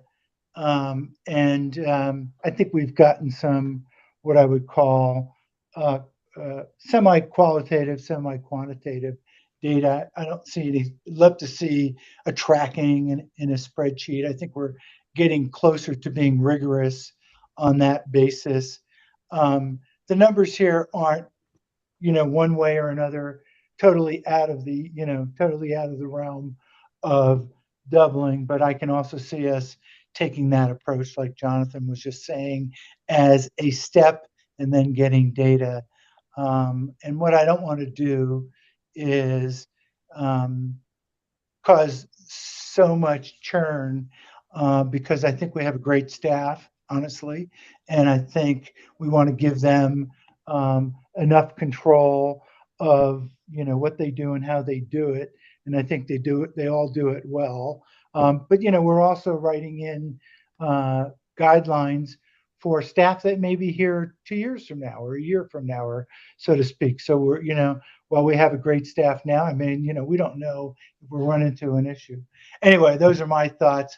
I'm willing to go on this, but if Jonathan wants to make a proposal, I can certainly see that as being a good first step. And then really capturing data. It goes back to this whole discussion that we just had about understanding our budget, where the variances occur, how fast those variances are occurring in our town, and how we're tracking our spending. So to me, this is one big picture. This is a microcosm, this particular vote of how we kind of deal with specifics within the people who have, the authority to spend. But anyway, those are my thoughts. I don't know how adamant you are, Jonathan, about the double. So I'd like to hear what other folks have to say about that as well. Yeah, I'd love to hear. Carol? Go ahead, Okay, Jonathan. right. So I'll weigh in. Right now, I tend to agree with what we have in front of us, that I'm willing to vote for this. I do like the idea of maybe in 6 months reviewing it and seeing if we're okay. If it hasn't been, what's the word I'm trying to say? Used too much. So I like the parameters right now. I'd say go with it. And I think we can always come back and review it. So, I mean, this has been before us, what, 3 different sessions now? So I'm ready to vote and approve it. Okay. Thank you, Carol. One Yeah, last I would- item I'd like to see us address, and that is section 1.16.070. This is on conflicts of interest. If we could get there, 1.16.070. I'll get there. And Prohibited act. Here it Act- says, essentially, if you've got a substantial interest in a business that the town is doing business with, you should disclose that. I don't know what substantial is. I think it's kind of in the eyes of the beholder. And I think if you have any interest, if I, for example, owned a car dealership and the town was going to buy a truck from my dealership, I think it's incumbent upon me to say, hey, wait a minute, I want to disclose the fact that you're doing business with my company, and I shouldn't vote on that. And so to the extent that anyone has any financial interest in a business that the town is thinking about doing business with, I think it has to be disclosed at any level, not substantial, because that's a little too vague for my taste. So these are, the language comes from the state code, some of it. So the substantial interest is defined, and you are also all bound by the Municipal Ethics Act. And we can go over what those requirements are, but this language is consistent with what is in state code. So I'm always a little wary of changing that when it's defined in state code, and we have kind of established definitions and case law on it. I don't really like to stray from that if there's not a huge need to do that. Okay, I'll go with your opinion on that. It's just something that bugs me. I just don't think that if any of us has any interest in any business, that's got to be up front and disclosed. But I'll follow your lead on this, Polly. Okay. Thank you, Polly. All right, I'm looking at the time because we're gonna have time for only one more item after this. So I think we have to move on to the street maintenance bid. So, are we ready for a motion on adopting this ordinance? I do think it's vote time, so I'll put together the motion. Here we go. I move that we adopt the proposed amendments to the town purchasing code as they appear before us this evening. I'll Second. second. Sorry, go ahead. Carol will officially second. Okay. Thank you, Carol. You're welcome. All right. Rob, Yes. thank you. Carol, Yes. Jonathan, I'm a reluctant yes, but yes. but a yes nonetheless. Yes, I am clearly a yes vote. And Chris is a yes. All right, thank you. The motion carries. All right, onward to discussion, consideration, and possible approval of a contract award for 2024 street maintenance. That sounds important considering we're in August already. So let's get to it. And I'm not sure if Gordon is still on. I know he was, I see his name still on. He put together an RFP, and we've attached the notice of award. We've budgeted over 150,000. This will, it'll just be based on the work done, and Gordon will be supervising what work can be, should be done. He'll be directing it. So just along, as we said, that when we actually award these contracts, we wanted you to be aware of them and to approve them, even though they are already in the budget. So this hopefully should be a pretty straightforward one, but And here's the details of what is planned. that's Looks like correct. no repairs, traffic. I'll let What's the- Gordon. So this is, I like this is Gordon's- Gordon. This is Gordon. I'm available. I'm here. Would you walk us through the bid here, the bid schedule, and what the plan is for this maintenance? Yes, thank you. So the town hired Epic Engineering to evaluate the pavement condition throughout the town. They identified streets that needed crack sealing. They identified streets that had some sort of failure. We typically call that alligatoring. And they put together quantities of those, their estimated quantities. And so I developed a bid schedule and contract documents, bidding documents to put that out for bid. We did that. We obtained 4 bids. There was an addendum during the course of, there was a question that during the course of the bidding or during the course of the advertisement period that resulted in an addendum that added one more bid item, and one of the contractors failed to bid on that item, so that rendered their bid ineligible. But considering the other 3, I think we got good bids.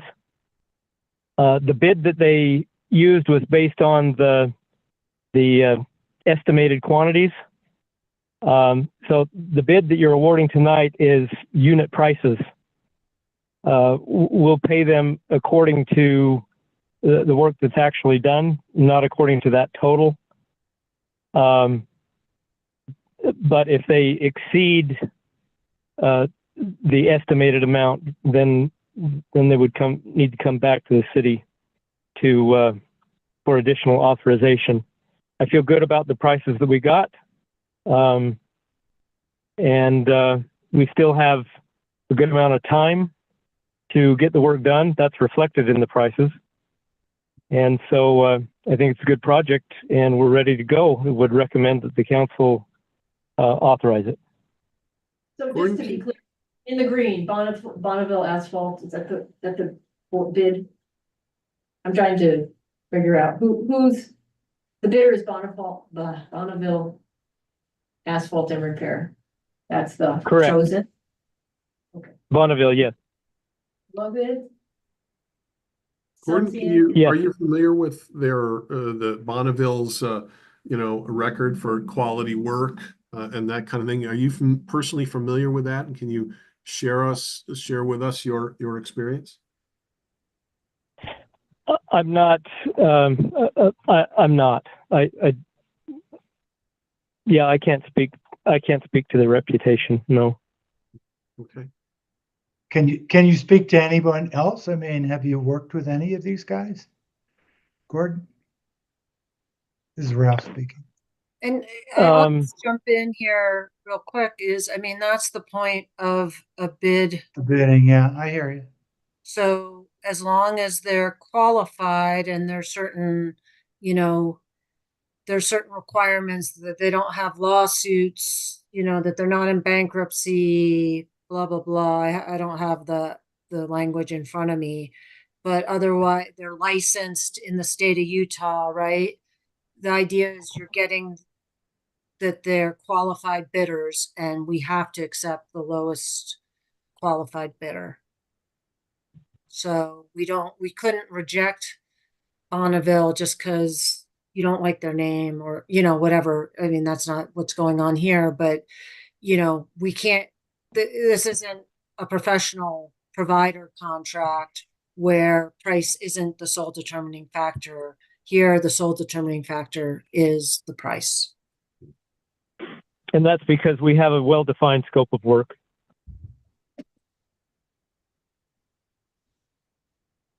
So Polly, my takeaway is the time for that evaluation is gone. Well, there Correct. wasn't an evaluation.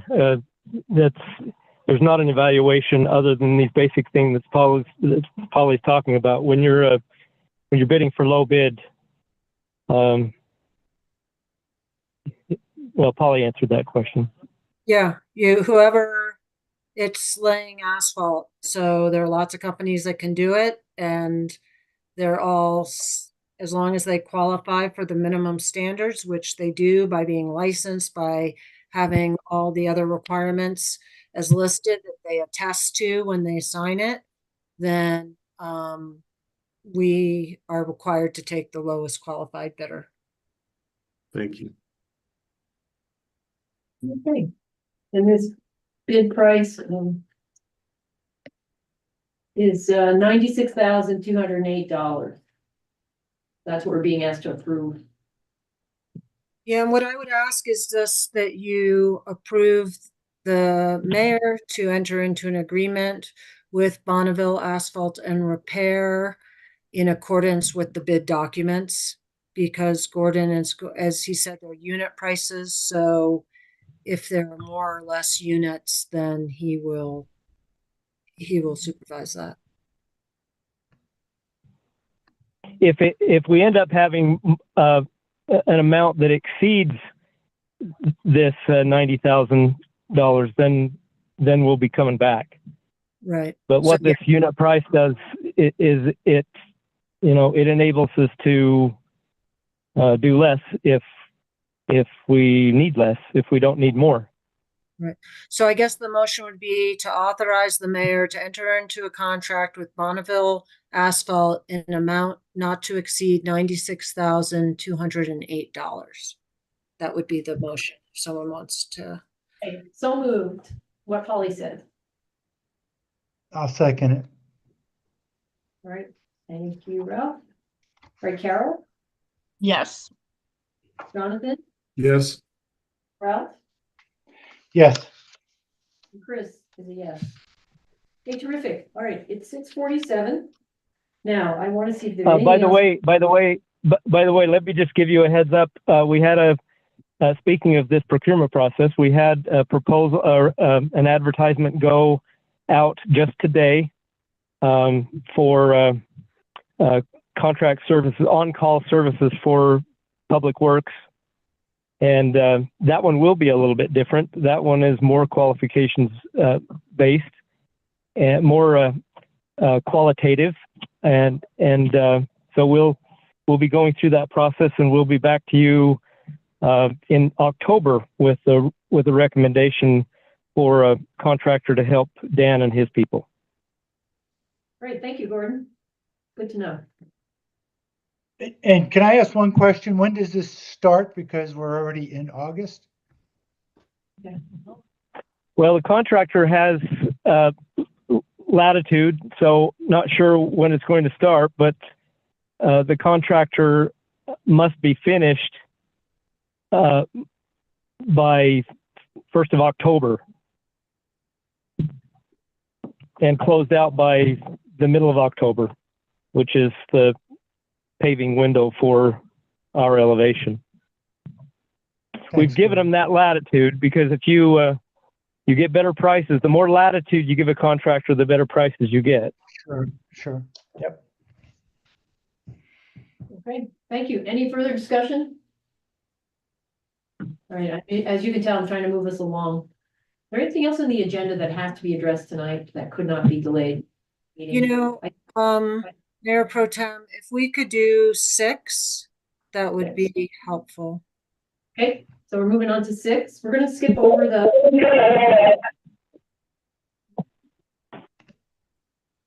Are we good? Okay, And this is just cleaning up our code. I thought we had cleaned this up before, but it turns out that there's lots of references to a Board of Adjustment. But when you looked at the ordinance that we passed before, it was to replace the Board of Adjustment with an administrative law judge. But it turned out that there was still a lot of legacy references to administrative law judge. So until we have the time to really go through the code and change all of those, which we will do in the, next couple of months, say 3 to 6 months, what this does is just say, anytime there's a reference to a Board of Adjustment, it would be heard by the administrative law judge, which is defined already in our code. So this is kind of a quick fix, but just something that's necessary to make sure our code can operate, so there's not confusion about there being a Board of Adjustment, which we've already taken out of the code back in 2021. all right, so this is a temporary fix, Holly, and then we'll do a more permanent, cleanup Yes. over the next 6 months. I heard. Okay, any questions or concerns from the council? I remember talking about this, and also this come up in the planning commission, because sometimes the planning commissions in some towns take control of variances and Board of Adjustments. But I think this was the only good out, Polly, I think, that we really had to manage through this, if I remember correctly, because we don't have those other boards, and we probably certainly in the near future never will. Correct. All right. So do Anybody you need want- a motion, Chris? I'll make a motion if you want to move this Motion. on. Yes. Yeah, I'll make a motion to pass. To approve.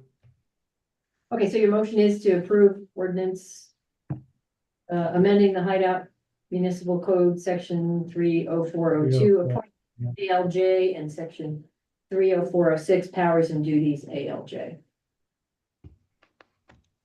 That's correct. So moved by Ralph. Do I have a second? I'll second.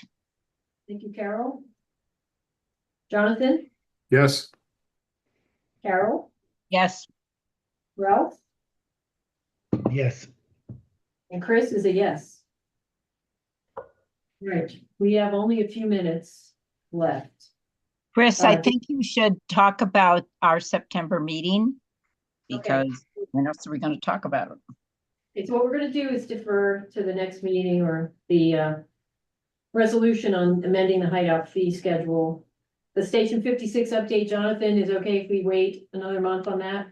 Of course, whatever you think is most appropriate. Yeah, I just don't, we're not gonna have time. And then the discussion regarding how to keep meetings to less than 2.5 hours. We're gonna also skip over that one. All right, so there's a question about absence of both Mayor Rubin and Councilmember Gunn on our September meeting, which is September 12th, right, Alicia? September 12th is our September scheduled meeting. So we may not get a quorum that day also. We're just concerned about the inability to have a quorum. Now, as far as I understand, the week before, which is Labor Day week, Monday's a holiday, so there's Tuesday, Wednesday, Thursday. However, on Thursday, September 5th, there is a perhaps already a tentative special town council meeting for a rezone MDA preliminary subdivision. I think that's been penciled in on September 5th, so that would be a week before. So the question is, for our regular meeting, should we take the chance that we may not have a quorum on the 12th? Well, And why don't you poll everybody and Chris, see who's, I'll be here on the 12th. I don't know Okay. about Carol, you, or Bob's not in, but there's some other days of the month. I'm gone. I can tell you this, I'm gone from the 16th to the 28th in New York and Europe. So that eliminates pretty much me during that period of time. Can we shoot, Jonathan, it sounds like you're out. What day, let's work around your schedule here. When are you around? Yeah, so I'm gonna be departing for Europe on the 27th early, so I'm gone that day of September, I'm sorry, of August. And then I will not be back until probably late on September 14th.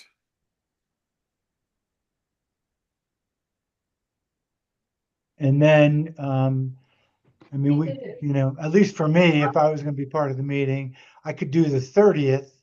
But then you're almost into the next month. Yeah, and then, yep. So what about you, Chris? Yeah, I'm Carol? at the end of September, so the day you return, Ralph, is the day I become unavailable, the 28th. Yeah, then that goes into early, it's like 9 days. Carol, Yeah. how about you? How does your September look? I'm gonna be gone. I'll be gone the first week. I would return home either the 11th or the 12th. I could probably do the 12th in the evening. I can't do the 19th. And I could do the 26th. I think we have one date. I'm writing all these down. We have September 15th, when we're all here. And that is a Sunday. Is it a Sunday? Okay, darn it. Didn't have my calendar out. That is Sunday? Chris, can I make a suggestion? Yes. Why don't we have Alicia put out a doodle, and that way we can kind of line this all up visually. Okay. And that way we can confirm who's going to be where when. Okay, in the meantime, September 12th is still on the calendar for a town council meeting. We have not canceled it. I just want to give notice. I'm not available that day. I'm out of the country. Right, But Carol, Ralph, and Chris are all available on the 12th. yes. So we would still have a quorum, we just wouldn't have. We don't know about Bob. He would be 4. So, but we don't know about Bob's schedule in general. Bob does his schedule in advance enough to be able to commit, I think it's possible. So, yeah, so Yep. we just have to plan, assuming if Bob's here, it's great. If he's not here, we can still operate. All right, so, right now, September 12th is still on. We'll just have to try to handle business that, So I'm looking at my calendar for Nate's project. And we had either the 27th or the 5th, and those were the two that, it could be one or the other for the tentative council meeting for the rezone MDA. Ralph is So on. really, we only need one of those two, I think. Okay, well, we're gonna lose Ralph or Carol, but I do think we're gonna have to do a doodle, Yeah, that polling updates. Yeah. Alicia, sorry, we don't have a It's good okay. answer for you, it's okay. except that I think we're gonna keep the September 12th meeting, the Yeah. regular meeting, as is. Until such time as we have a better date for it. Yep. If that time happens. All right, and that's all we have time for. It's 6:58, so we need a motion to end our regular council meeting. And then when we end the meeting, we're gonna drop, and then we're going to re-log in for the separate truth and taxation public hearing. Real So- quick, Polly, do we need to actually end the recording, do you think, or can we all just stay on the recording if I can splice it later? I think you can keep it on. I think the important thing is just that it's noticed separately according to the state code. Yeah. Thank you. Much easier, isn't it? Chris, a let's quick do- question. I just want to confirm that to log back in, we will be using the same Zoom meeting URL as we used to get into this meeting? Well, Jonathan, we just found out we can conclude this meeting and keep the recording going, so I believe you don't have to log out. You just stay on. Excellent, thank you. Everybody can Great. just stay on. We'll just take a 2-minute break. I'm definitely needing one before the meeting starts. All right, so I need a motion to end our regular meeting. I So so moved. moved. Second, Carol moved and Jonathan seconded. Ralph, Yes. Carol, Yes. Jonathan? Yes. Chris is a yes. Thank you, everyone. Okay, be back at 7:01. 7:01. Okay.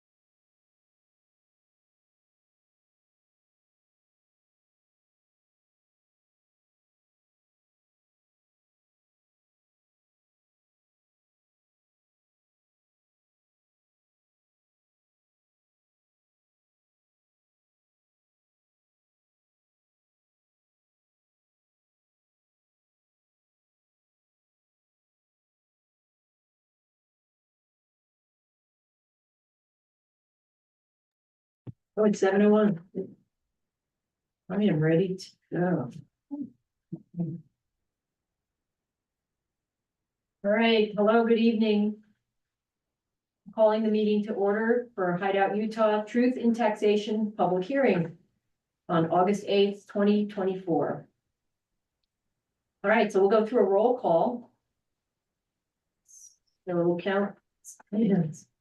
So, all right, I'm gonna do a roll call for the council members.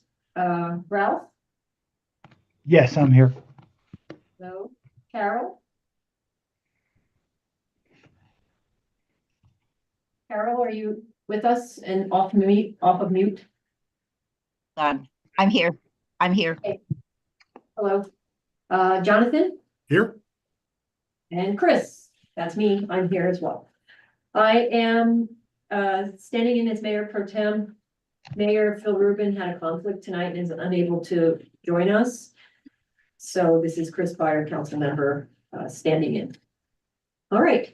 So we're going to move right on to our agenda items. So we have a public hearing to accept public comment regarding the proposed fiscal year 2025 budgets and proposed tax rate of 0.000612 and associated revenue estimated at $388,195.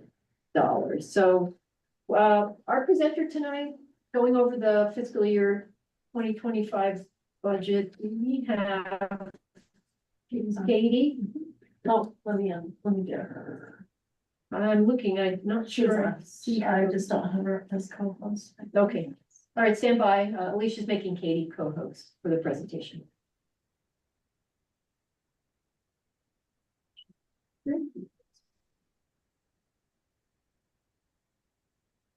Katie, can you unmute yourself? All right, thank you. I appreciate it, Alicia. Thank you, Chris. Hey, Can good everyone hear evening. me?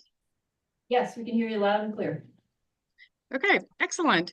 What I want to do is walk you through the general and water fund, the budget for FY25.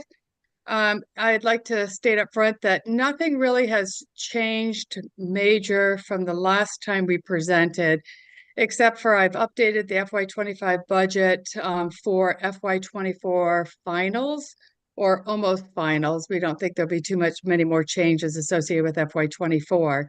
So FY '25 has been updated for all the most recent numbers. And then we also updated to ensure that our FY '25 budget was flat, no surplus or deficit.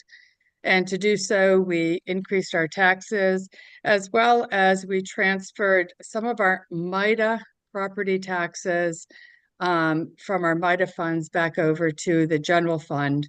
And that enabled us to balance our budget for FY '25. So what you can see here is our budget is 204,000 favorable to prior year, FY '24. The revenues are favorable due to an increase in anticipated building permits and inspection fees. So we will anticipate to have more building permits, about 10 more than this year, and we will have some more inspection fees because we have some additional subdivisions. Higher property taxes and sales taxes due to an increase in certificates of occupancy, as well as an increase in the rates. And then we also have utilization of the MIDA municipal funds. And then offsetting that is some slight unfavorability because we have lower Class C road funds. And the only reason we have lower Class C road funds is that we used 2 years worth of road funds last year because we had $350,000 of road repairs, and we do not anticipate anywhere near that this year. And so we are only going to transfer over what we're receiving this year. So that's good. And then we also have a little bit less in interest revenue coming into the general fund. We expect interest rates to be a little bit lower, and we don't have a lot of excess funds at this point in time. We have expense unfavorability, and it's primarily due to higher legal costs, strategic development and communications consultants, matching grants, additional staff, as well as annexation strategy consultant and public relation consultant. Then there's some miscellaneous here and there. Parks and recreation, we have a little bit more. We have a little bit more in our debt services because we reduced our bad debt. We don't think we're going to have much bad debt on our outstanding receivables, so we reduced our bad debt reserve this year, and I don't anticipate it to reduce next year. The expense unfavorability is partially offset by what I talked about earlier about the lower street maintenance costs that we spent a lot last year and not as much this year. We don't anticipate spending as much in FY '25.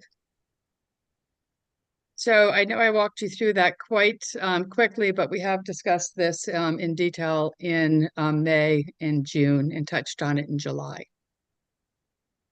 Can I answer any specific questions that anyone might have on the general fund? Katie, this is Ralph.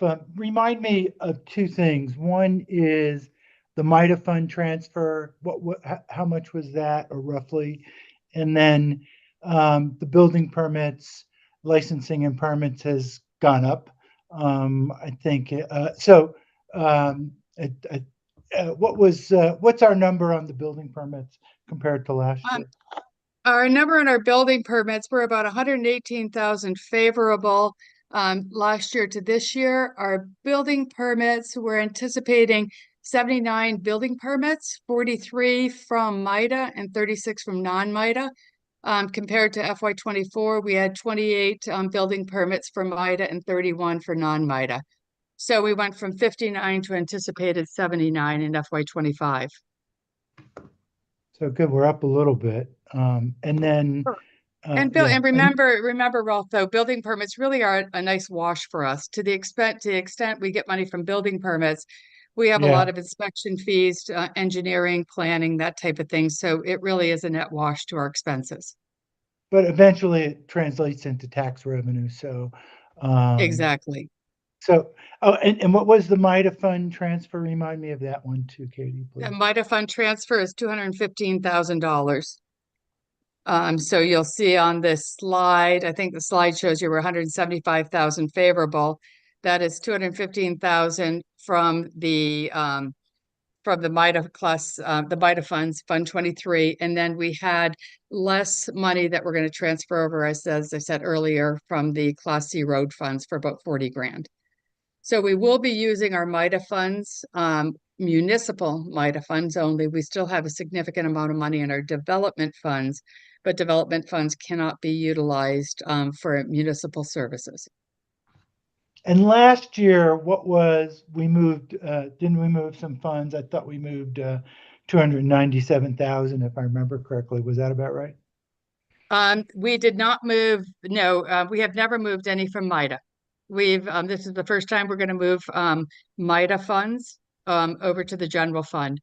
Last year, what we did is, or in FY24, we used the Class C road funds because we had a couple 100,000 extra in street repairs in FY24. So we moved the Class C road funds. We get funds from the state for the amount of miles of road we have. And let me just look at this, in FY24, we received about $100,000 from the state. And next year, no, we received about 160,000 from the state in FY24 for road funds, and we expect to receive the same in FY25. And then the only other funds we used are the excess funds from developers that we received over a 5-year period. So the 160 that we got, for 189,000 we got from Class C, and we had 108,000 from our developers. So that might be the 270. Yeah, I think that's yeah, exactly. So, all right, thanks. That's a good update. Appreciate it. And we do have some good subdivision fees, but again, our subdivision fees and our inspection fees that we have that are higher this year than FY24, that will be higher in FY25 than FY24. Those are really a net wash for us as well, because obviously we have to pay engineering and planning, and then they cover some of the expenses that the town incurs associated with those. Thanks, Katie. Mm-hmm.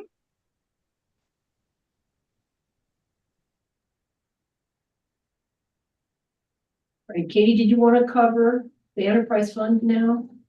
Sure. The enterprise fund, very similar. When we had presented last time, we only had about a month and a half left of FY24. We were very close in our forecast for the last month.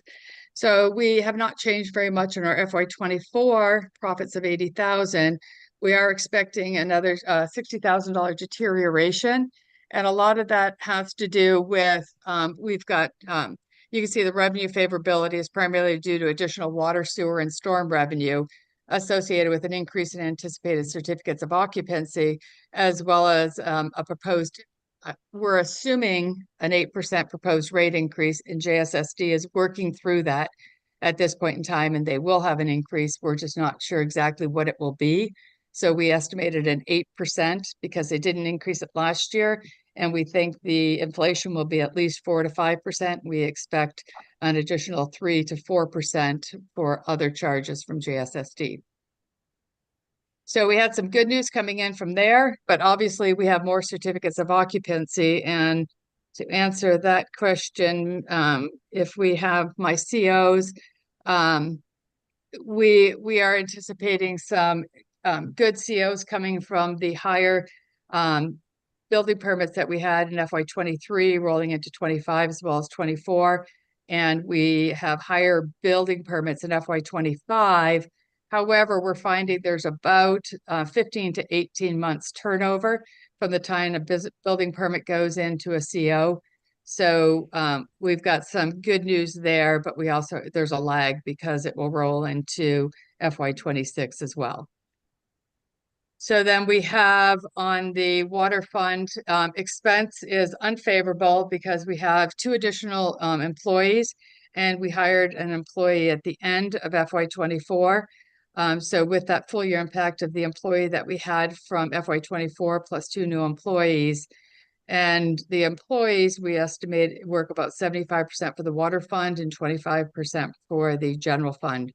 So we do allocate those employees as the employees feel that they are expending between the 2 funds.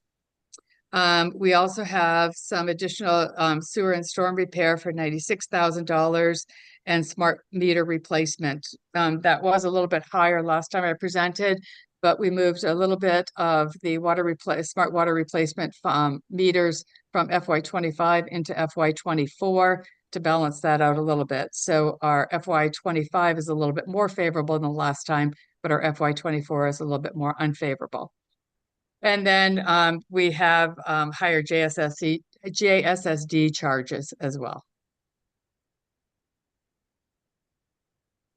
So net bottom line, we're going to lose a little bit of money in FY 25 for the first time. And we will monitor that very closely and try and get that to a break even as well. Okay, thank you, Katie. Council members, any other questions or comments before we actually open it up for the public?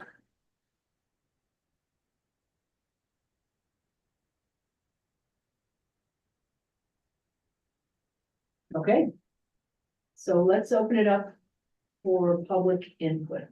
Alicia, can you remind us how to provide input? I'm sitting in the room and it's just me and Alicia, so everyone is online who would be providing input. So Alicia, will you give some instruction on what people can do? You bet. So if you want to speak, then you just need to use the controls on the Zoom to raise your hand, and then we'll call your name and then we'll get you unmuted so you can speak. If you are on the phone, please do *6 to raise your hand. And then we can do, once we call on you, then we'll do *9 to unmute you. So I think Patricia, you had your hand, it keeps going up and down. Did you want to, are you okay with that? Yeah, let's go ahead and unmute Patricia. Can you hear me? Yes, hello, Patricia, we can hear you. Oh, sorry. You know what? It's very funny because I just, for background check, I could not, for me, it did not show me that I had my raised hand was accepted. But anyway, thank you very much. I had just a couple of questions, and it's on the, sorry? Before you ask your question, can you just state your name? Oh, So we I'm get- sorry. I'm Patricia Bidwill. I am I'm a lot owner and building a home in Golden Eagle. Anything else? No, that's it. Go ahead, Patricia. Okay, so I noticed in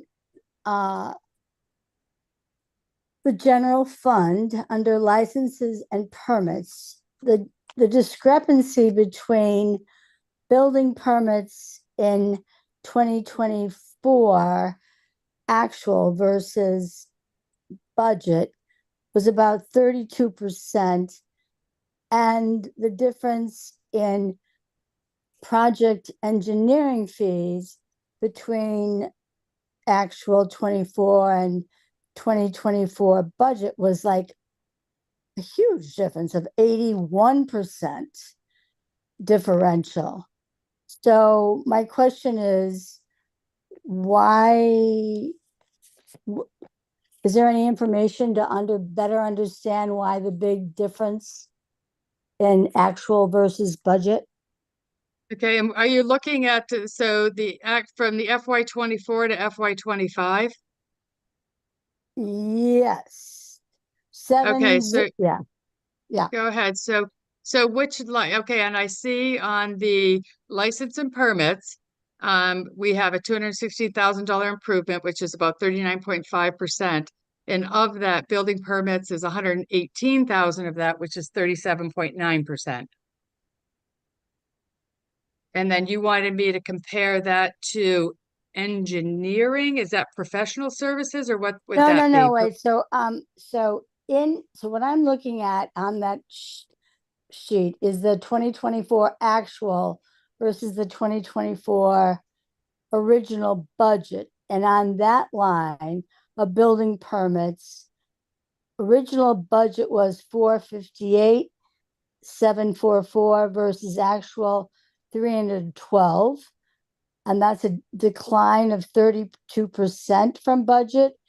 And then in the project engineering fees, which is another significant number.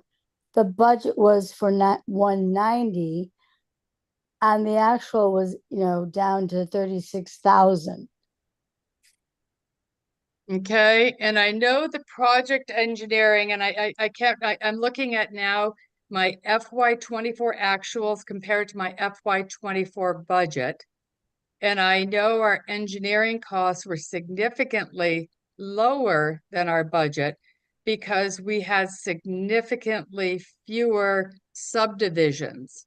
Not necessarily building permits, but subdivision. We get money for the subdivision activity as a certain percentage, 5.5% of what they believe the construction costs are going to be. And so we get those funds in our revenue, and then we have an offset in the expenses that basically says we have a lot of engineering costs that go with those subcontract or the subdivision fees. But because we had so many, we didn't really have any subdivisions in FY 24.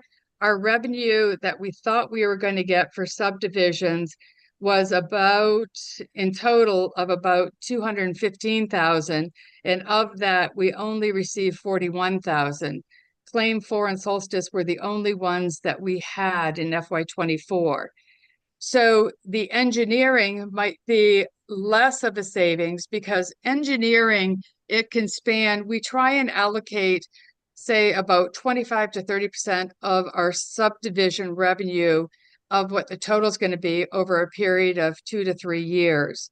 And so we try and match that as closely as you can to the work that's being done by the engineering. And it's not always a direct 1-for-1.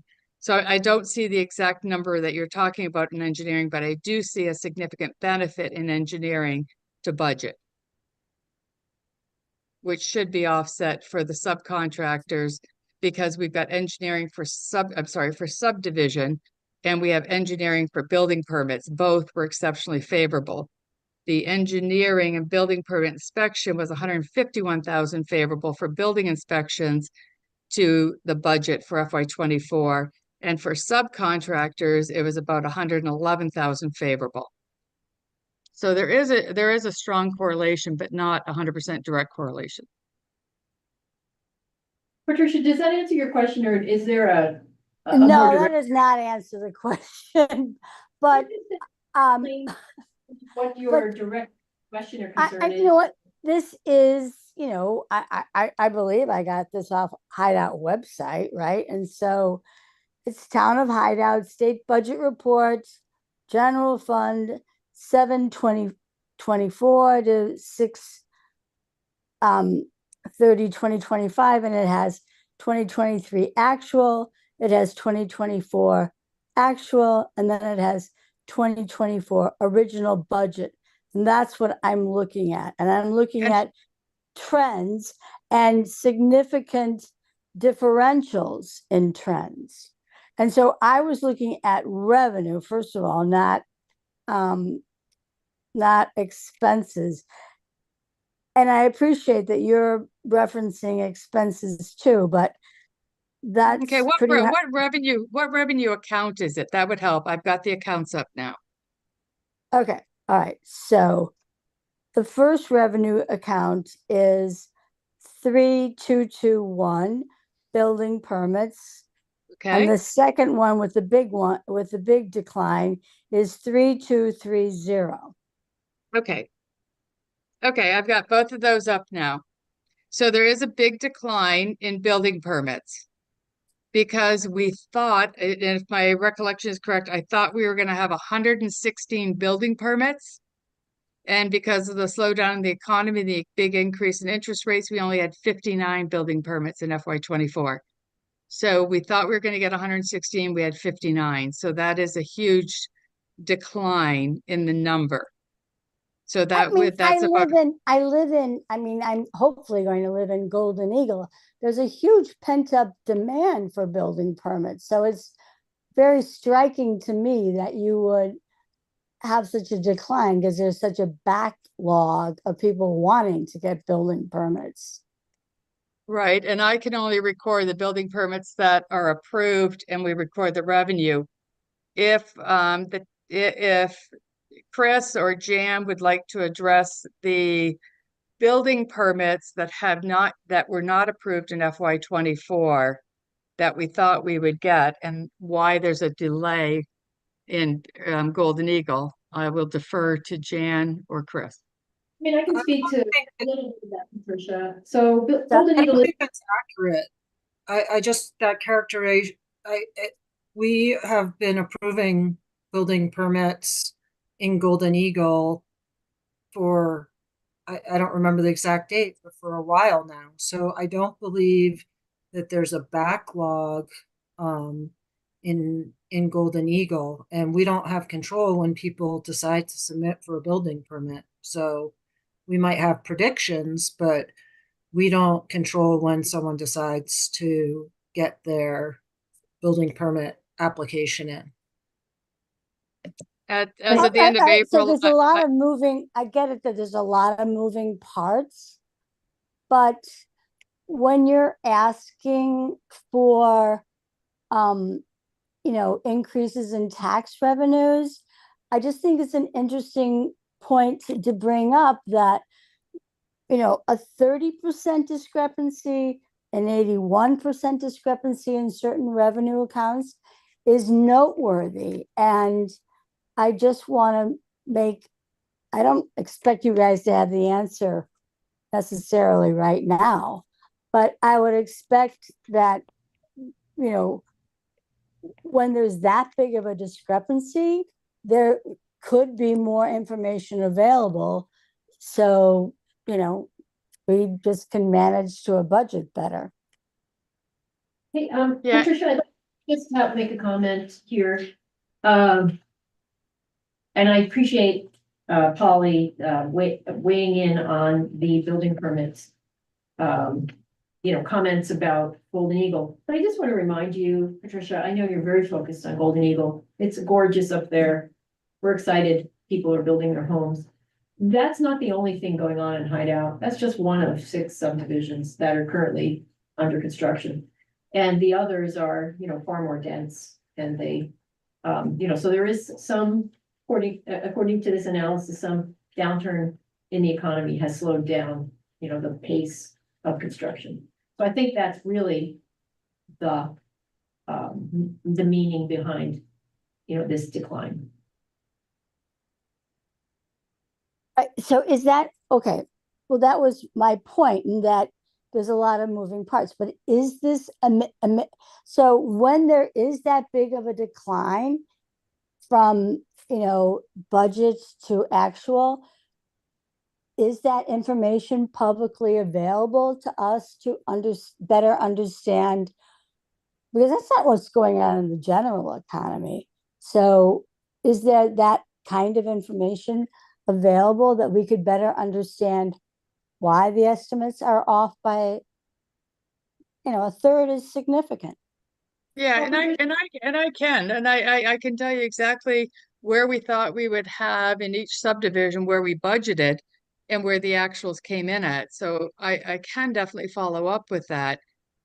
Whether we are off in our budget, we do the best job thinking, what subdivisions are going through growth, and we talk to some of the developers and find out what they anticipate, but there's been a lot less growth in FY 24.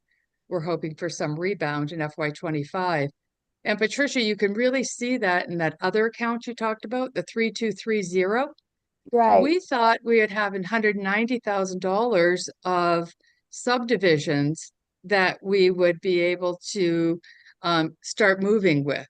And unfortunately, the developers did not move forward with some of those at that point in time because of the economy, because of the slowdown, because of the high interest rates. So we only got 36,000 of what we thought we were going to get of that 190,000. And I can tell you the exact ones that we thought we were going to get, and the only one we did get was Solstice Claim 4. Thank you very much. All right, thank you. Thank you, Patricia. Thank you. Thank you. Do we have any other hands raised? Alicia, Deb Boyden, okay. Deb Boyden, Alicia has Hi. unmuted you. Perfect. Hi. Yes, Deb Boyden, and live on or part-time on Wintercrest, on the property there. So I'm admittedly coming in very naive. This is my first meeting here, but a bit alarmed around the increase in property tax, quite significant. And I just wondered, obviously we can't get into all the detail here, and I'm sure you've studied this immensely and looked at all avenues, but I was just wondering if other sources of revenue or cuts on budget were explored before moving to an increase in taxes. Well, we did, and it's interesting you asked that because we tried to keep our tax increase as reasonable as expected or as reasonable as we could, and as such, what we did do is we have MIDA property and non-MIDA property. The MIDA property are the homes that were built in Deer Waters, Deer Springs, Claim, and Lakeview. Those people, those subdivisions pay taxes to MIDA directly, and MIDA then allocates those taxes to municipal funds and development funds. And it's about a 25% to municipal, 75% to development, maybe a little bit more to development. And what we've done this year, instead of going our taxes as high, what we did was we said, okay, we should be able to use some of those MIDA municipal funds to help with the municipal costs in the general fund. So we did transfer a couple hundred, 200,000 from the MIDA fund to the general fund, and that did keep your taxes lower. And we're also trying with some of these additional costs that I've talked about in the expense, talking about a communication consultant, a strategy person, we are trying to figure out ways to develop and grow the town such that we can be more self-sufficient. We can bring in some more commercial revenue and sales tax revenue and not have to be burdening the property owners with the property taxes. So we did about 2/3 of the money came from MIDA and 1/3 came from the property tax increase.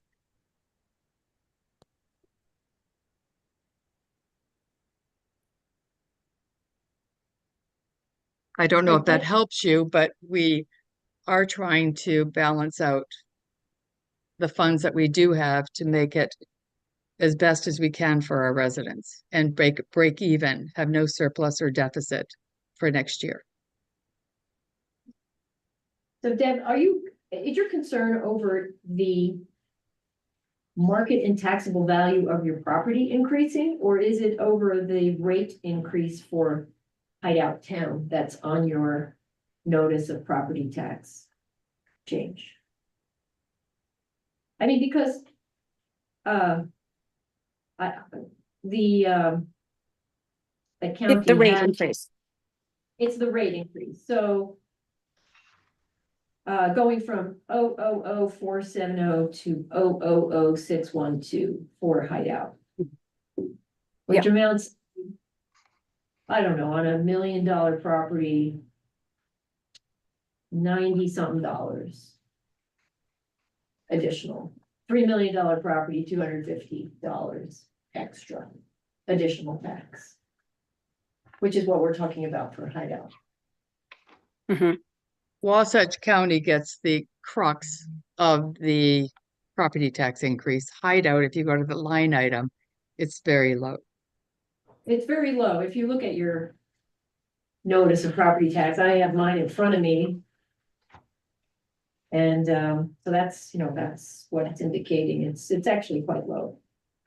Not a lot of money for Hideout, but when your tax bill goes up, let's see, it looks like the library's getting it, Central Utah Water Conservancy looking for tax increases. And then there may be a valuation change of the market and taxable value of your property. That's where some people are experiencing the greatest sticker shock. Some of them did it that happened last year for many property owners, and others are impacted by it this year. And Chris, I'm looking at my tax bill and I did the math on it anyway. So, it shows a 30.2 increase in Hideout. However, if you look at your total tax bill, it represents less than 2%, actually closer to 1.5% increase in your total tax bill. So, you know, you got to look at the big picture because we're such a tiny little part of the overall picture. We're less than 7%, you know, of your typical tax bill. So yeah, it looks disproportionate, but you know, that it's all in the bigger numbers with the school district tax and the basic school levy, you know, which are most of the numbers. Anyway, you know, you always can look at the big increase for Hideout this year, but you know, what it nets out to is about 1.6% or something. Thank you, Rob. The town will definitely do the best job that we can to keep our costs under control while still trying to keep some growth-minded opportunities in the forefront.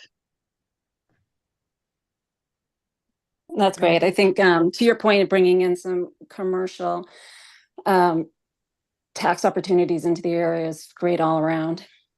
Yes, exactly. And we're all residents of Hideout, so we share some of your concerns, but from a financial perspective for the town of Hideout, we will definitely do our best job, and we will try and get some more opportunity to bring into the town. Great, thank you. You. All right, Alicia, do we have any other hands? Patricia she raised her hand again. Sorry. Oh my God. You have another question? I just wanted to, you know, like for the record, I really appreciate this woman's, the past speaker's voice because, you know, we just want to make it's not so much, okay, whether it's $90 and $1 million or it's 1.6, but you know what? We're all managing our budgets. And her question about, did you consider other things?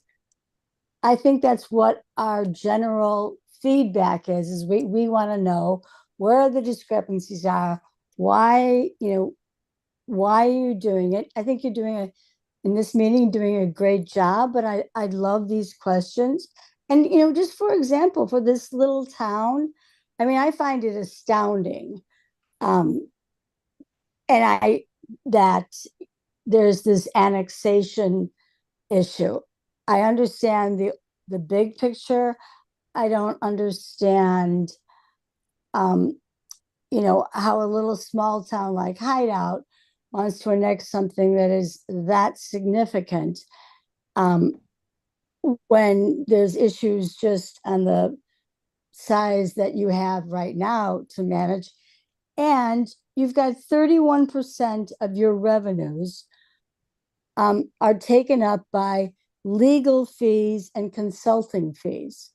I mean, so you know, you guys, you know what you're doing, I'm assuming, but we've got a right to question of, like, are you really looking at this long term? I mean, I wouldn't be spending 31% of my revenue on legal and consultants. I'd be doing it on something else, but I don't run a town.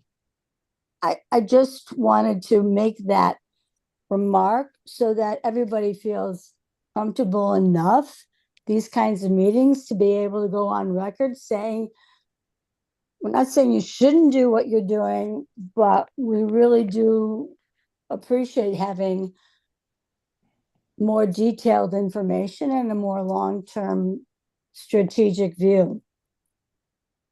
And that's exactly, Patricia, what we're trying to do with some of those expenses. You know, we want to grow the town, we want to bring the commercial, we want some additional sales opportunity. And in order for us to really feel what will the annexation bring to us, how is it that we utilize the property we have to the benefit of the town, we really need some external people that have a lot more expertise than the people hired by the town do. And I think this is the right time for us to be able to invest in the town to try and figure out what can we do with an annexation. You know, can we bring some additional commercial, like some more grocery stores? None of us like going into Kimball Junction or into Heber. So because all of us on the town council and the people supporting the town, we all have the exact same questions you do. And one of the things we really want to try and do is increase our communication to you.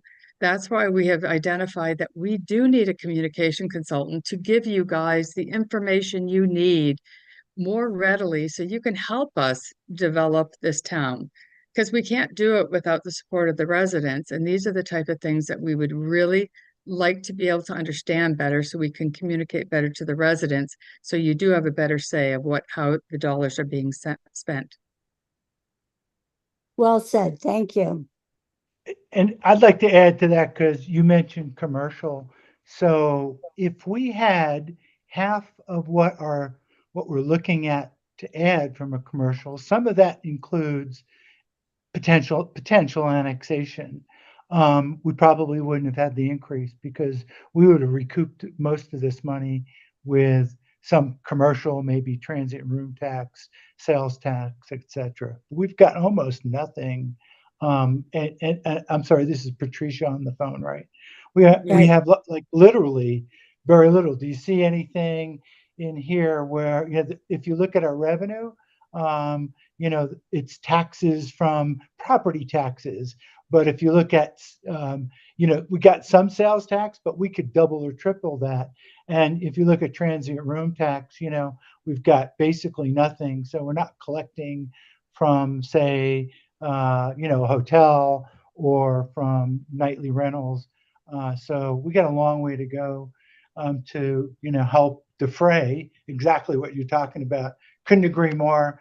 If anyone's really interested on that, give me a call on the EDC, the economic development, because that's the revenue we're trying to build as an offset to some of these expenses. The other piece I'd like to say, and this has been a piece of my concern, is, you know, are the expenses, you hit on some of the major items. I was just talking before to Katie before the meeting, and, you know, just drilling into the big percentage areas. And can we track that better? Can we get a longer range picture? And can we reduce some of those big line items? Otherwise, you know, it's very hard to control, you know, your estimates in the future. Anyway, that's my 2 cents, Patricia. Thank you. Great questions, though. Thank you. Great. We have Ed O'Rourke, it looks like.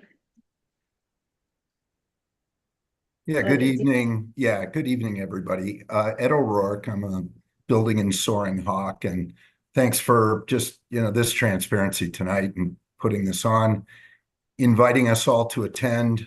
Maybe just a request, it'd be great to get, I think I got my invitation this morning at 10:30. Happy to jump on board. I've got a couple questions.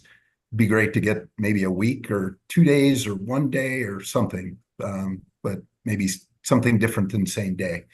But listen, the question I've got a couple, could somebody talk a little bit specifically about the legal fees as a component of professional services, and then legal fees as a component of professional services?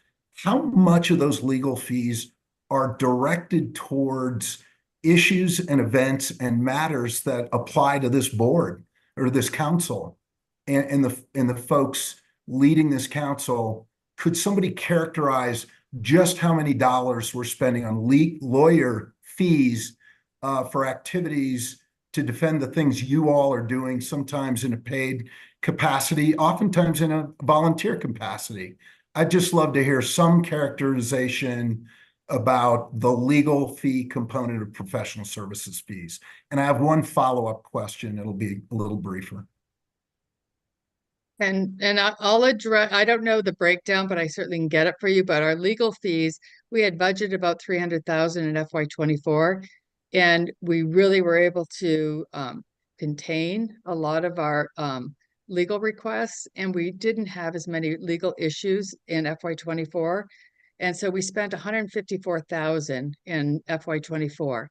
In FY '25, we're anticipating 290,000. The reason that's an 88% increase is we anticipate a lot more activity going on with the annexation, a lot more activity going on with some outstanding litigation that we do have that that incurred the 154,000 in FY '24.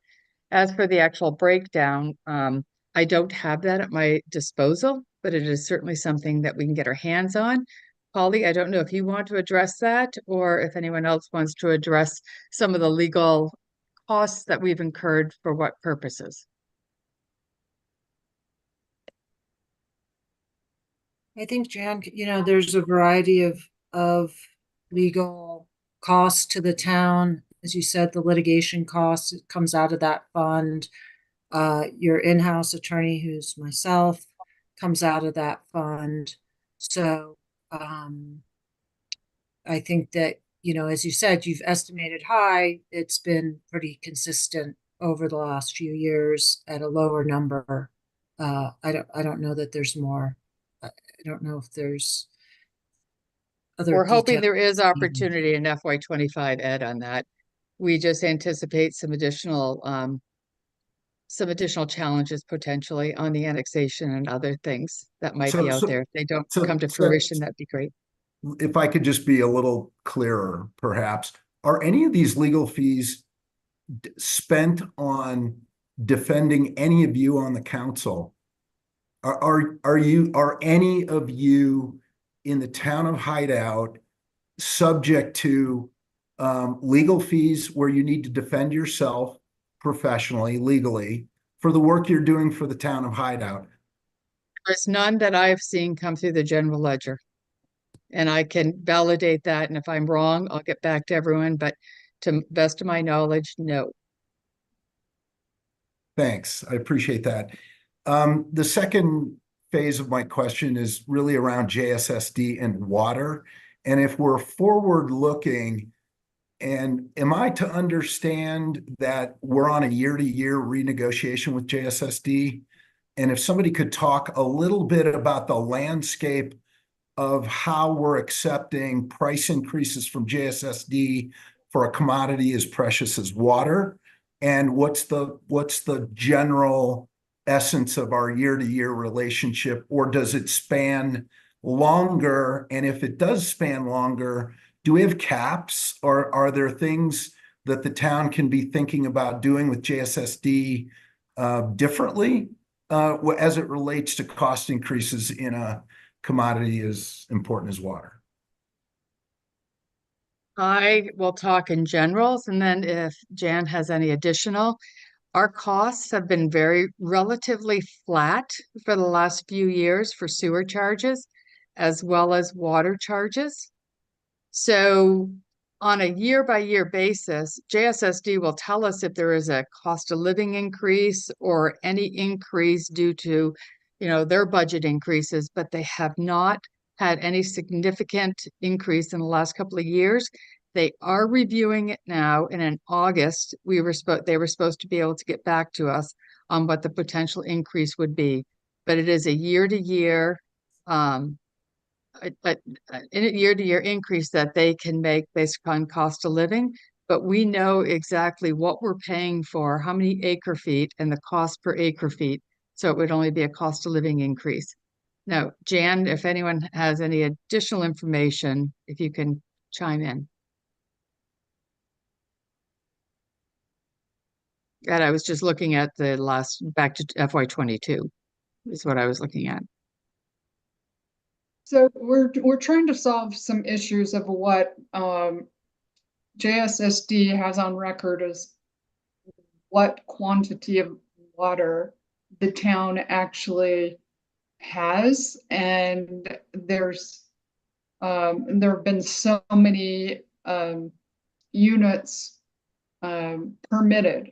So there's a potential water gap, but we have hired a water committee to dial down and find out, even back into 20 years ago with JSSD, what happened what did we actually contract for?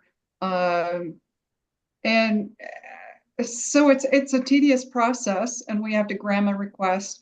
We're trying to determine what potential deficit we have, but at the same time, we're working with developers in ways to utilize their water and go to the state and get a change in the amount required per EDU so that we can maximize the water that we have. So yeah, we're working toward both understanding what we have and maximizing what we have. That's great. I appreciate it. And I also just want to throw out an empathy perspective, which says, I don't envy anybody that's sitting in a chair trying to negotiate something as fragile as water rights with probably the only supplier you're ever going to have on an annual basis, year over year over year, without some forward-looking formula that tracks out 3 to 5 years and again indexes things like inflation. I'm not sure COLA or cost of living is, and I won't get into the mechanics of the relationship, the contractual relationship. I just know that the switching costs are probably going to be terribly difficult if there is even a choice. And taking a long view and understanding that with JSSD for the long-term landscape probably benefits the town of Hideout for years to come, as opposed to an annual, let's hope and see, let's wait and see. So I don't have the contract and I don't have the details, and I know you all do. It's a perspective that says, I think the longer view you can take to your water visibility, cost of water visibility, the better, the sooner, the better, and probably the longer, given our situation. So thank you all. I'll turn my time over. Thanks. Great. Thank you, Ed. Do you have any other hands up? I don't see any others.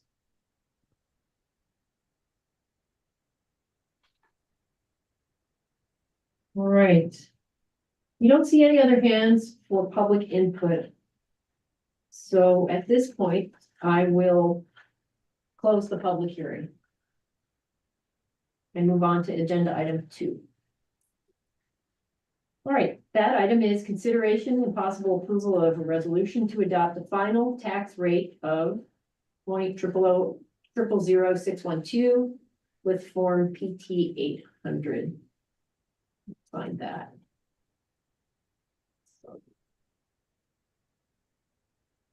Here's our form PT 800.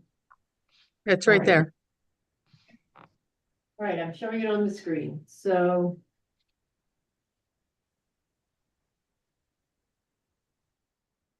okay, we have a resolution to adopt the final tax rate on this form that you see, and then they'll follow with another resolution adopting the budgets. So, council members, any questions or comments?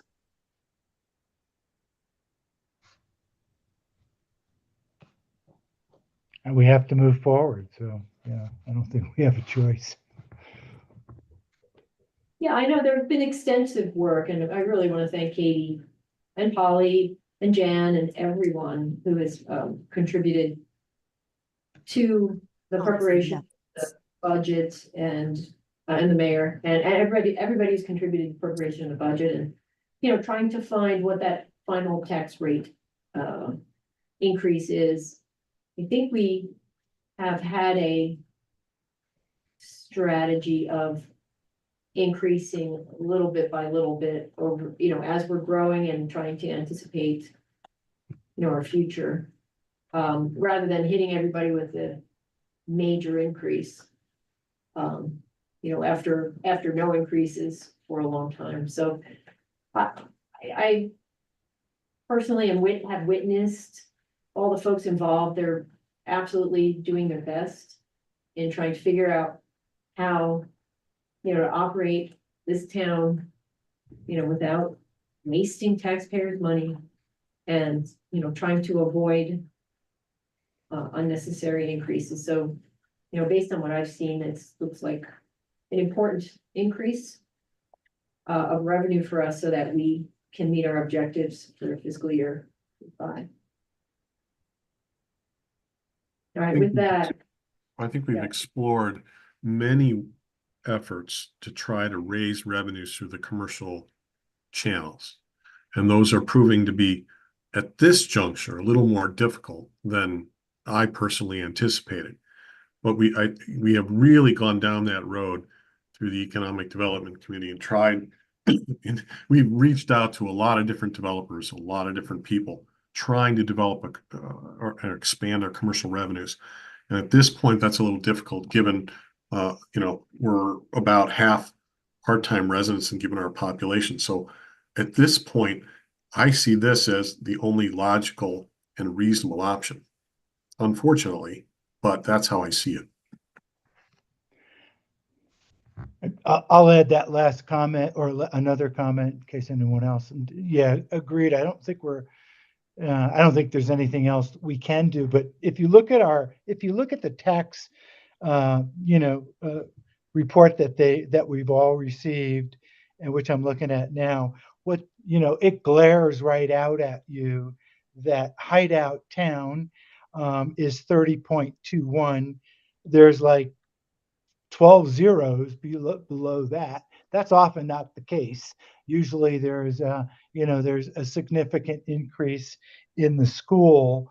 But in the overall scheme of things, at least the numbers, at least at this point, because our numbers are low compared to the rest of the numbers on the tax sheet, we're below 2%, closer to 1.52% increase. And even if you are a part-time resident, that might escalate to maybe 2.5 if you do the math that, it's a 55-45, split, so to speak. But, and so also, I think, Katie, you continue to do a phenomenal job on understanding the budget and doing the estimation. So that's really important. But also there were some comments. I think we need a strategic plan here. We need to look out 4 or 5 years, and we're still looking out closer to a year or two. So that's a big effort that I think we got to make. And to Jonathan's point, even the commercial, if we get some commercial, it's going to take 24 months to start seeing that revenue come in. So we still have the next 12 months after this probably to deal with in terms of how we maximize our revenue, keep our expenses low, and hopefully have that commercial revenue come in probably 24 to 30 months ahead. So I mean, these are all estimates. Anyway, that's my last comment, unless anybody else on the council also wants to jump in here.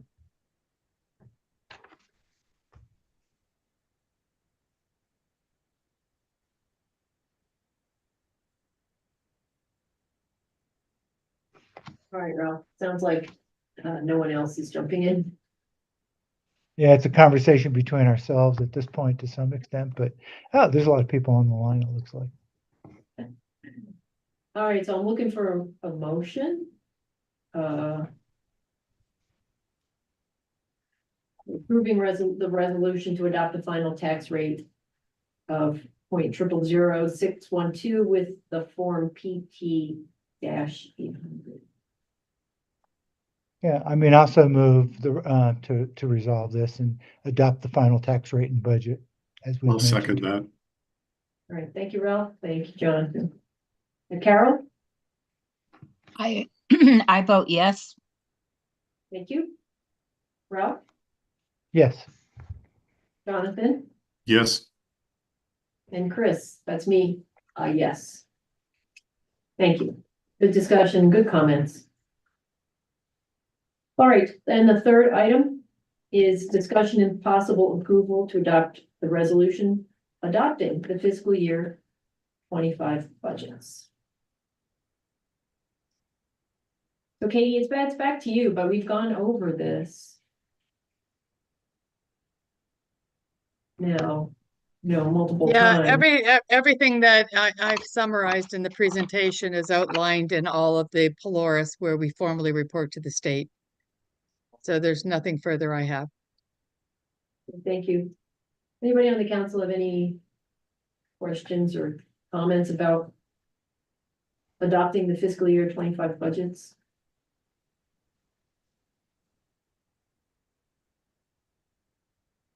All right, scrolling through quickly, make sure there's nothing else in here. There we go. Here is the resolution itself.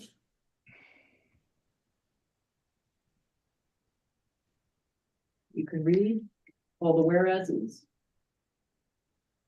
And this is just a rubber stamp on top of what we just went through, right?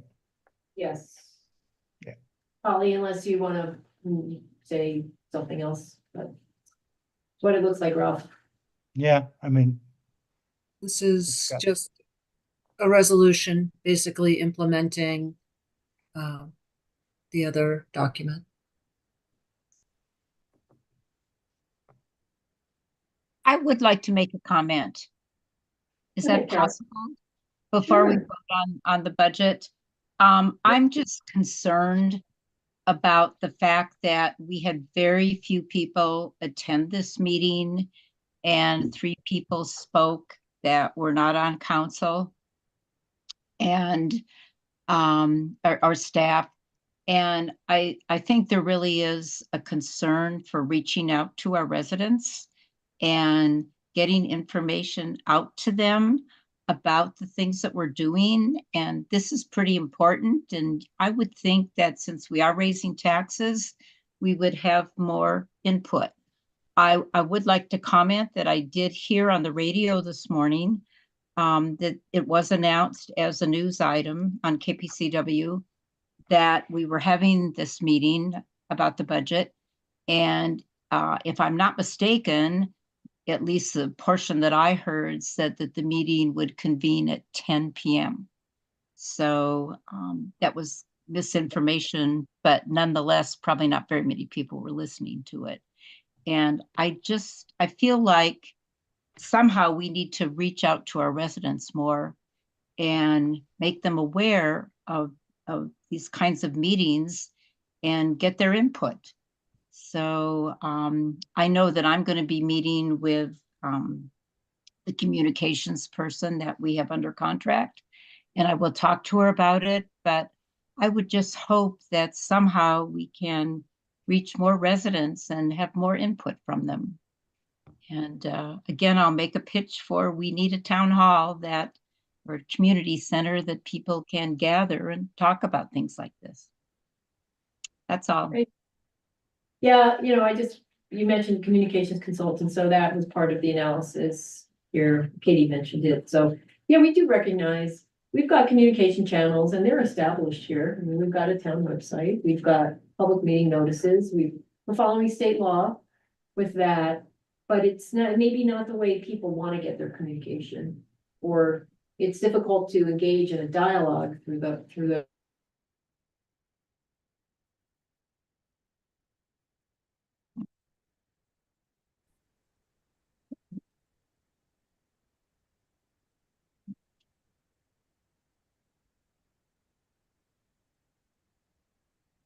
Well, let me just say that, that is something that we continue to work on. We have followed state, this was a public, the hearing notice was posted on both the public notice website and our website 2 weeks ago in accordance with state code, as well as, it was mentioned in the June meeting that we would be having this meeting on today's date. So by all means, I think communication is great and we can do our best, but we do, pursuant to state law, have to adopt a budget this month. So I would, just so you know, we do have that constraint.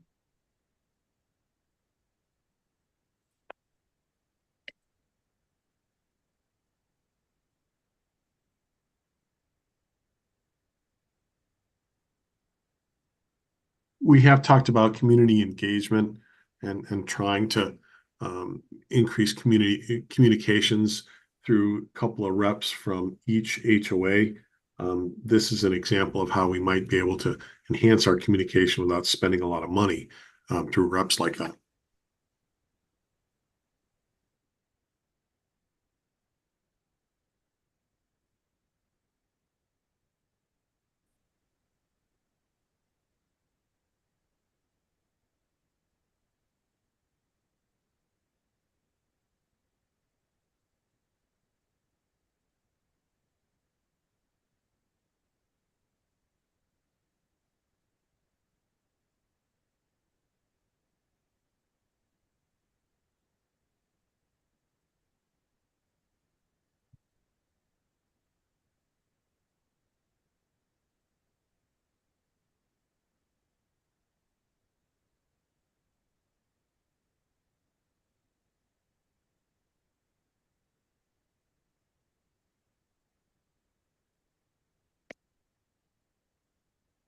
So I think you guys have this resolution before you. We can put on public engagement at the next meeting if that's something you want a further update on, or I'm sure Jan can do that for you directly.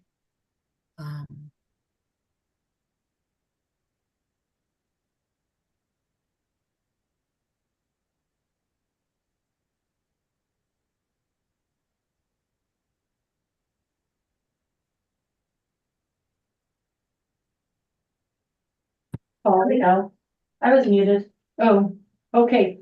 Polly, hey, we had a technical glitch in the room here where Zoom reset itself, but we're back. No fault of anybody like hitting the wrong key. It just happened. Technology. I So, have my opinions.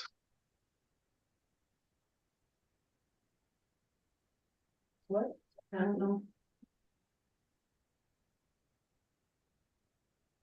I think given the hour, it's time for us to move forward and fish or cut bait here. Can they hear us? I can hear you. Okay, super. can. So we're so confused here in the room. We thought we had a reset. Okay, yeah, we're ready on agenda item 3, which is the resolution adopting the fiscal year 25 budget. So I need a motion. I know I see some hands up, but public input has been closed. So I would move to adopt the resolution as written. I'll second. Okay, thank you, Jonathan. Thank you, Carol. Ralph?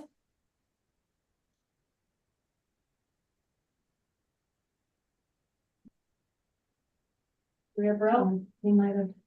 All right, Jonathan? Yes, Ralph, you're muted. We can't hear you. He got bumped out too. Carol, okay, So, but we have a quorum, still have a quorum, no, right? he should be there now. It's just, he didn't have co-host. So Oh, he should be, gotcha. there we go. Yeah, you muted me here, so All right. when I joined back in and I got bumped off here for whatever glitch we just had, it stopped my audio and video from, I guess you had to reapprove me, Alicia. So yeah, of course, yeah, the answer is yes. Yes, thank you, Ralph. Yeah, no problem. Carol? Yes. Yes. Thank you, Carol. And Chris is a yes. Okay, so the motion carries. All right, thank you, everyone. We're at meeting adjournment. I'd like a motion to adjourn So moved. public hearing. Thank you, Jonathan. Second, if you Thank can you, hear Ralph. me. Hey, Carol, Yes. Ralph, Yes. Jonathan, Yes. and Chris. Yes. Thanks, everyone. Appreciate your time Bye. tonight. Good night. All the questions. Good night. Night. Okay. Good night.